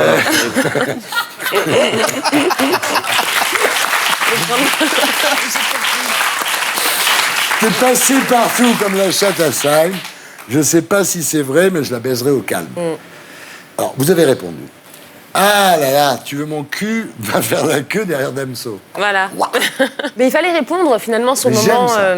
On l'écoute et puis on n'en prend pas compte parce qu'on a l'habitude de prendre rien personnel, parce qu'on entend tellement, on en voit tellement sur les réseaux sociaux, etc., qu'on se dit bon, bah c'est une de plus. Et puis au final, c'est tellement gratuit, tellement violent et tellement irrespectueux que je me suis dit bon, bah voilà, le nouvel album sort, j'ai envie d'en reparler et de reparler de toutes ces choses, dont Bercy également, qui ont marqué un peu les dernières années de ma carrière et Damso en faisait partie. Alors, ce qu'il faut dire, c'est qu'à Bercy, vous avez sauté dans le public et vous Oui. êtes tombé par terre. Je suis pas tombée par terre. Non, Ah bon sinon je me serais pas relevée, mais j'ai atterri très bas dans les mains des gens. Effectivement, il y a un point de vue de caméra où on a l'impression que je m'écrase la tête au sol. C'est terrible. Mais voilà. Je vous épargne la rediffusion de la séquence. Alors, Damso, il est habillé, lui, pour l'hiver. Après, il y a une chanson beaucoup plus intéressante, à mon sens, c'est Absolem. Donc là, avec Youssoupha et Kemler, ça dure 9 minutes. Et là, vraiment, vous parlez de tout, là. Vous parlez même d'Arthur. Ouais, je parle de tout. C'est un peu comme une confession à l'image de l'album aussi, qui sonne comme comme une rédemption où je parle véritablement, en fait, sans langue de bois, où je parle de mes démons, des choses qui sont moins bien allées dans ma vie. Ouais. Et avec l'aide de Youssoupha, le fait de ne pas les avoir dites moi-même, ça m'a aidé à les assumer. Ouais. Et le fait que ce soit Youssoupha qui l'écrivait Kemler sans me connaître en plus, en connaissant que la femme qui voit la télé, en ne voyant que Shine. Ouais. J'ai été très touchée, en fait, de leur compréhension. Voilà, j'ai pris ça vraiment comme de l'amour. Et puis à Puerto Rico, donc avec VG Dream, et ça c'est vraiment du reggaeton pour le coup. Effectivement, je suis quelqu'un d'assez solaire quand même, malgré tous ces démons qu'on a tous. Je suis plutôt optimiste et j'aime faire la fête, j'aime m'amuser, j'aime danser et j'avais envie d'en plus emmener cet album sur scène, donc il fallait aussi des titres qui bougent, quoi. On regarde à quoi ça ressemble, Magnéto Serge. Au début c'est le fouet que vous êtes tous pareils. Je t'ai cerné l'icône sous tes douces caresses. Tu te rends même pas compte que tu fais tout de travers. Tes galères, tes plans foireux, s'il te plaît, faut que t'arrêtes.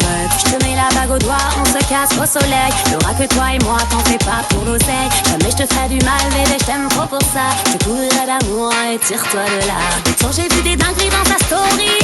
Ouais, c'est ça, et mon cul c'est ta copine. Tu l'embrasses comme dans sa story. Il veut m'emmener à Puerto Rico. Il sait pas que j'ai changé de pico. Pour lui c'est la fin des haricots. Je vais disparaître dans le noir.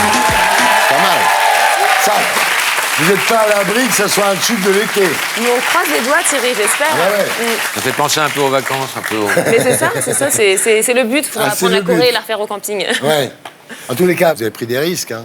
Je pense que c'est un premier album dans le sens où c'est la première fois que je collabore avec des artistes, que vous je connaissez fais des pas. featuring que je ne connais C'est jusque-là, en plus vous pas. travaillez avec votre bande, Ouais. vous étiez enfermé dans le studio en dans un truc éteignant, un peu confortable. éteignant la lumière quand vous chantiez et tout Ouais, ça, hein, vous c'est savez vrai. ça.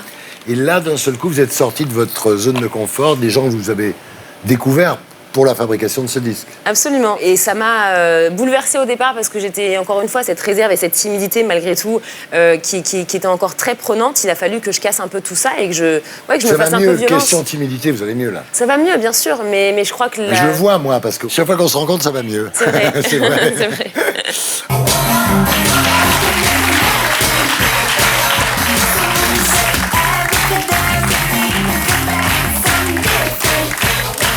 Vous avez déclaré, Chaim, certains vont chez le psy, moi je fais de la musique. Alors on va faire le point sur votre état psychique. On va faire une interview psy.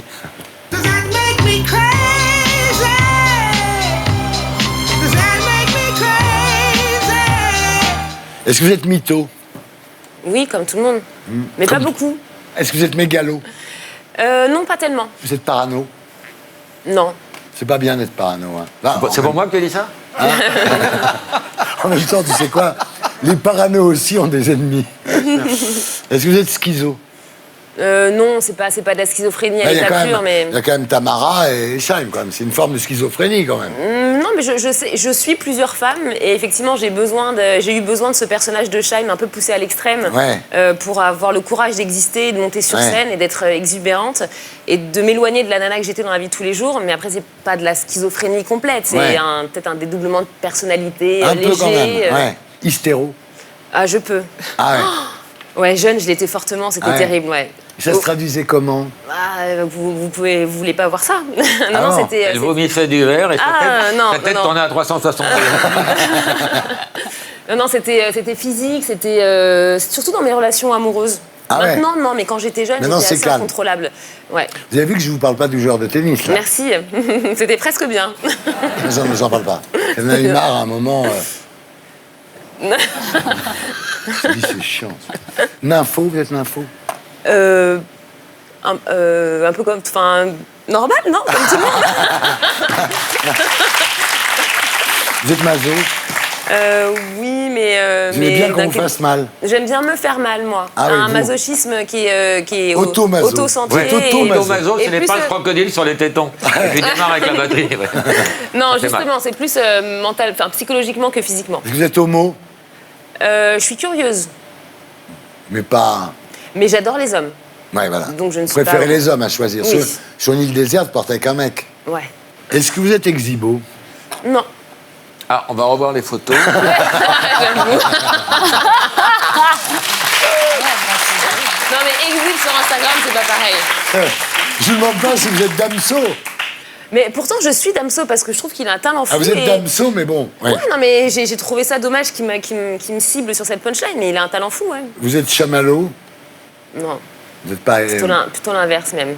Ah ouais, les mecs chamallows, c'est... Non, j'aime bien, au contraire, j'ai beaucoup de caractère, donc en face, il faut qu'il y en ait aussi. Est-ce que vous êtes géronto?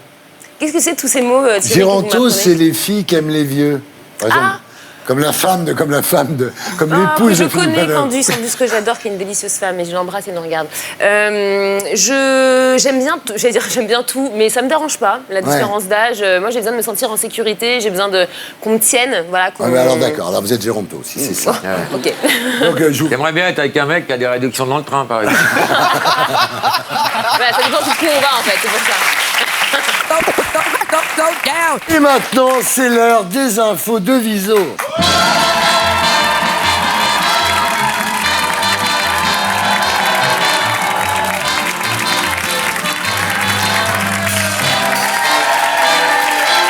Bonjour tout le monde.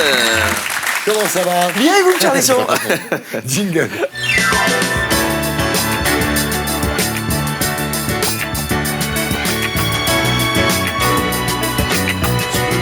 Est-ce que je peux venir au concert? Je sens Il veut qu'il y a un jouer. bon début quand même. Il veut jouer, il veut jouer. Allez, sur les instruments, hop, je vous prête. Ah, cassette au moins. Allez, ah oui, il y a de tout, il y a de tout. Hein. Allez Thierry, une fois n'est pas coutume, je commence par mon pays avec cette information qui vient de Belgique. Voici donc les poutres que l'entreprise belge va vous apporter en France pour consolider Notre-Dame de Paris. Et sans vouloir me vanter, je peux vous dire que les poutres belges, c'est du solide. Alors, oui, c'est élégant. Tant qu'on est...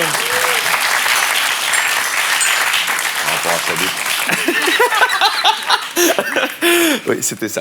Tant qu'on est chez moi, automobile, quand les Belges luttent contre la pollution en taxant les véhicules propres mais français. On fait ce qu'on veut, c'est une juste vengeance puisque vous nous avez taxé la dernière Coupe du Monde de football. Ça passe pas, ça. Ça passe pas, c'est le somme. Grosse somme. En revanche, il y a une compétition, à mon avis, vous n'allez pas la gagner parce qu'on l'organise nous, la Belgique, à l'initiative du premier festival de la Coupe Mulet en Europe. Là, bon, on a un gros favori qui vient de chez nous, c'est évidemment Jean-Claude Van Damme. Il était beau. Il était beau. En France, il y a du candidat aussi, bien sûr, Christophe Castaner, hein, qu'on attend vraiment à une belle place. Et quelques challengers, comme ce jeune Apollon. Voilà, assez beau sur sa Coupe Mulet d'époque. Oui, et encore un outsider, évidemment, qu'on attend avec impatience, c'est lui. Ouais. Retirez-moi Photoshop.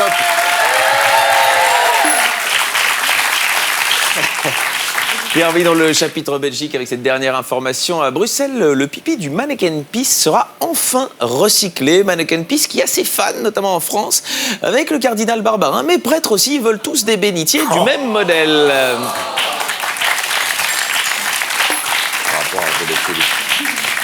Passons à la France. Près de 700 000 conducteurs roulent sans permis de conduire. Et encore, c'est encore plus dangereux parce que parmi ces gens, il y a des femmes. Non, mais je l'ai fait exprès. Je suis... non, c'est nul. Je sais. Je vais me rattraper avec un article voilà, qui va mettre en valeur justement les femmes et la conduite cette année. Enfin, un équipage 100% féminin prendra le départ des 24 heures du Mans moto. Moto. Ah bah. 24 heures, ce sera plus les 17h30, le temps qu'elle se prépare, qu'elle se maquille, qu'elle s'habille. Mais voilà. Et on va passer au Chirac. Au Chirac, alors ça c'est un peu l'info de la semaine, elle a parlé, Claude Chirac, la fille, et elle dit en fait, elle se tapait le travail et il en récoltait les fruits. Alors aujourd'hui ça a bien changé, hein. Autant c'était Jacques qui récoltait les fruits, autant maintenant c'est Bernadette qui a récolté le légume. Ouais, c'est là. Moi, je suis belge, je me rends pas compte. Politique internationale, d'un légume à l'autre. Algérie, Bouteflika démissionne. Voilà. Pour la première fois en 20 ans, l'Algérie s'est réveillée sans Bouteflika à sa tête. Et comme tous les jours depuis 20 ans, Bouteflika ne s'est pas réveillé.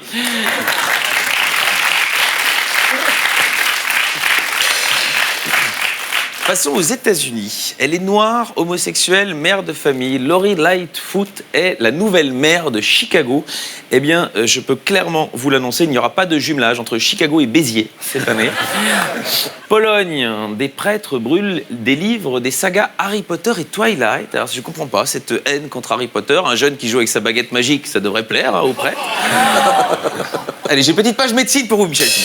On commence, voilà, contraception. Une pilule masculine donne des premiers résultats encourageants et c'est vrai, ça a l'air plutôt efficace. Depuis l'invention de la pilule, aucun homme n'est tombé enceinte. C'est quand même ainsi. Ouais, c'est vrai. Incontestable.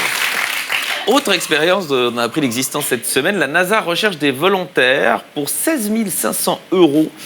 Restez allongés 2 mois. Réaction sur Twitter, évidemment, de Michael Schumacher. Épargnez-vous les 16 500 balles. Si vous voulez, je fais ça depuis des années gratuitement. Autre info. Une femme accuse son dentiste d'avoir introduit son sexe dans sa bouche pendant une consultation. Heureusement qu'elle n'avait pas rendez-vous chez le proctologue. Oui. Je l'ai fait rapidement parce que je sentais qu'elle pouvait venir de là, celle-là. Puis j'aurais même pu la compléter. Mais voilà. Sans transition, justement, les sondes vaginales et rectales seront désormais désinfectées après chaque utilisation. C'est l'info. C'est vrai. Toutes nos pensées vont aux gens qui ont dû passer un examen vaginal ou rectal avant cette décision. Et on termine cette partie raffinée par une décision de la justice australienne. Apparemment, péter sur ses collègues n'est pas du harcèlement. Oui, apparemment, c'est une décision du juge de paix, évidemment. Ben oui. C'est là. C'est là, elle est brillante. Elle est bien, oui. Vous savez pourquoi on le fait? Parce qu'on dit toujours père retenu, furon clocu. Ah oui. On va faire un truc ensemble, Michel, c'est impossible. Conso, Auchan reconnaît avoir vendu des sacs bananes avec une croix gammée en Pologne. C'est terrible, c'est choquant. Enfin, qu'en 2019, on vend encore des sacs bananes. People. Divorce au bout de 4 jours. Nicolas Cage s'est marié sur un coup de tête car il était trop saoul. Faudra quand même penser à vérifier que Christophe Castaner n'a pas passé la bague au doigt de Clara l'autre soir. Et après, Nicolas Cage, en fait, j'ai l'impression que... certes, il s'est marié parce qu'il était ivre, mais je pense que son styliste a également profité de son état pour se foutre de sa gueule à quelques occasions. Mode, justement, Emma Coronel, la femme d'El Chapeau, crée une ligne de vêtements. Ça doit lui faire tout bizarre de créer une ligne qu'on peut pas sniffer. Mais je pense que ça va être une chouette ligne. Il y aura de tout, des chapeaux melons, des chapeaux de forme, des chapeaux de cow-boy. Bon, il y a les enfants aussi. Allez, les brèves. Vannes. Elle devait s'occuper d'un cochon sauvé par une association. Elle en fait du pâté. Pourvu qu'elle ne devienne jamais famille d'accueil.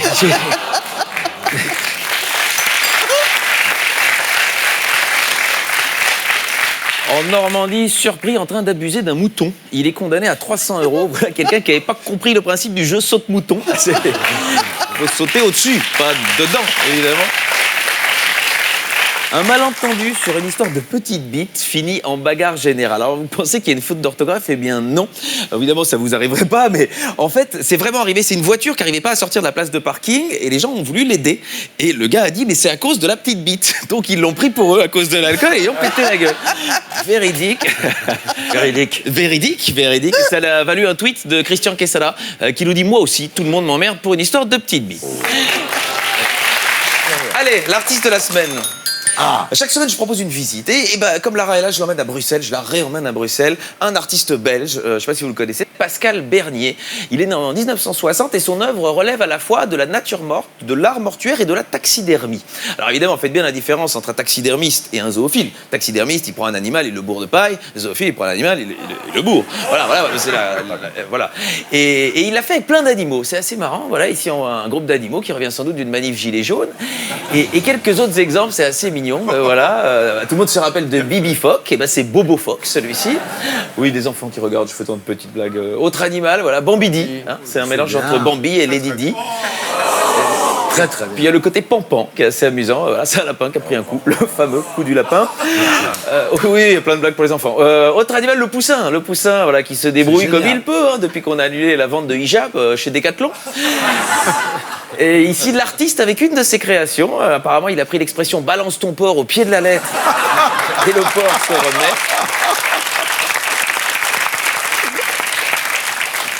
Et aussi peut-être le plus mignon, c'est le petit écureuil qui a découvert à son insu qu'une noisette, c'est beaucoup plus facile à réceptionner au pied d'un arbre qu'une noix de coco. Et plus surprenant, une œuvre qui pourrait s'intituler « Accident de travail » pour Rocco Siffredi. C'est cadeau, c'est pour Crac-Crac, vous pouvez la ramener. Oui. Il n'y a pas que des animaux plâtrés. Il n'y a pas que des animaux plâtrés, évidemment. Voilà. Alors, l'artiste lui-même, Pascal Bernier, l'a baptisé perversion bipolaire. C'est amusant. Ou le cauchemar de Marine Le Pen, un brun qui encule un blanc.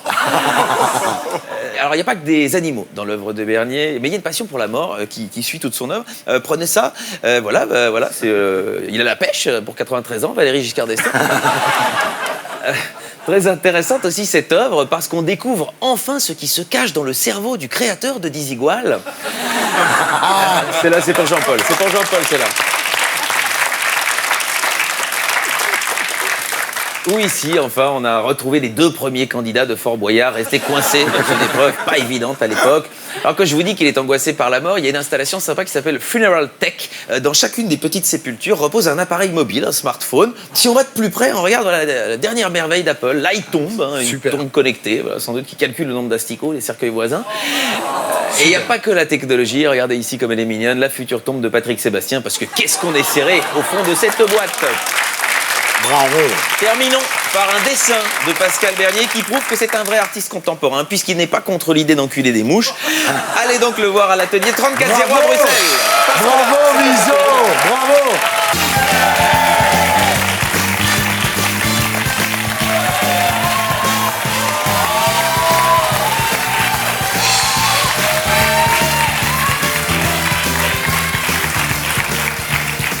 pour être sûr de ne rien rater de Inarditube, abonnez-vous et mettez un pouce bleu.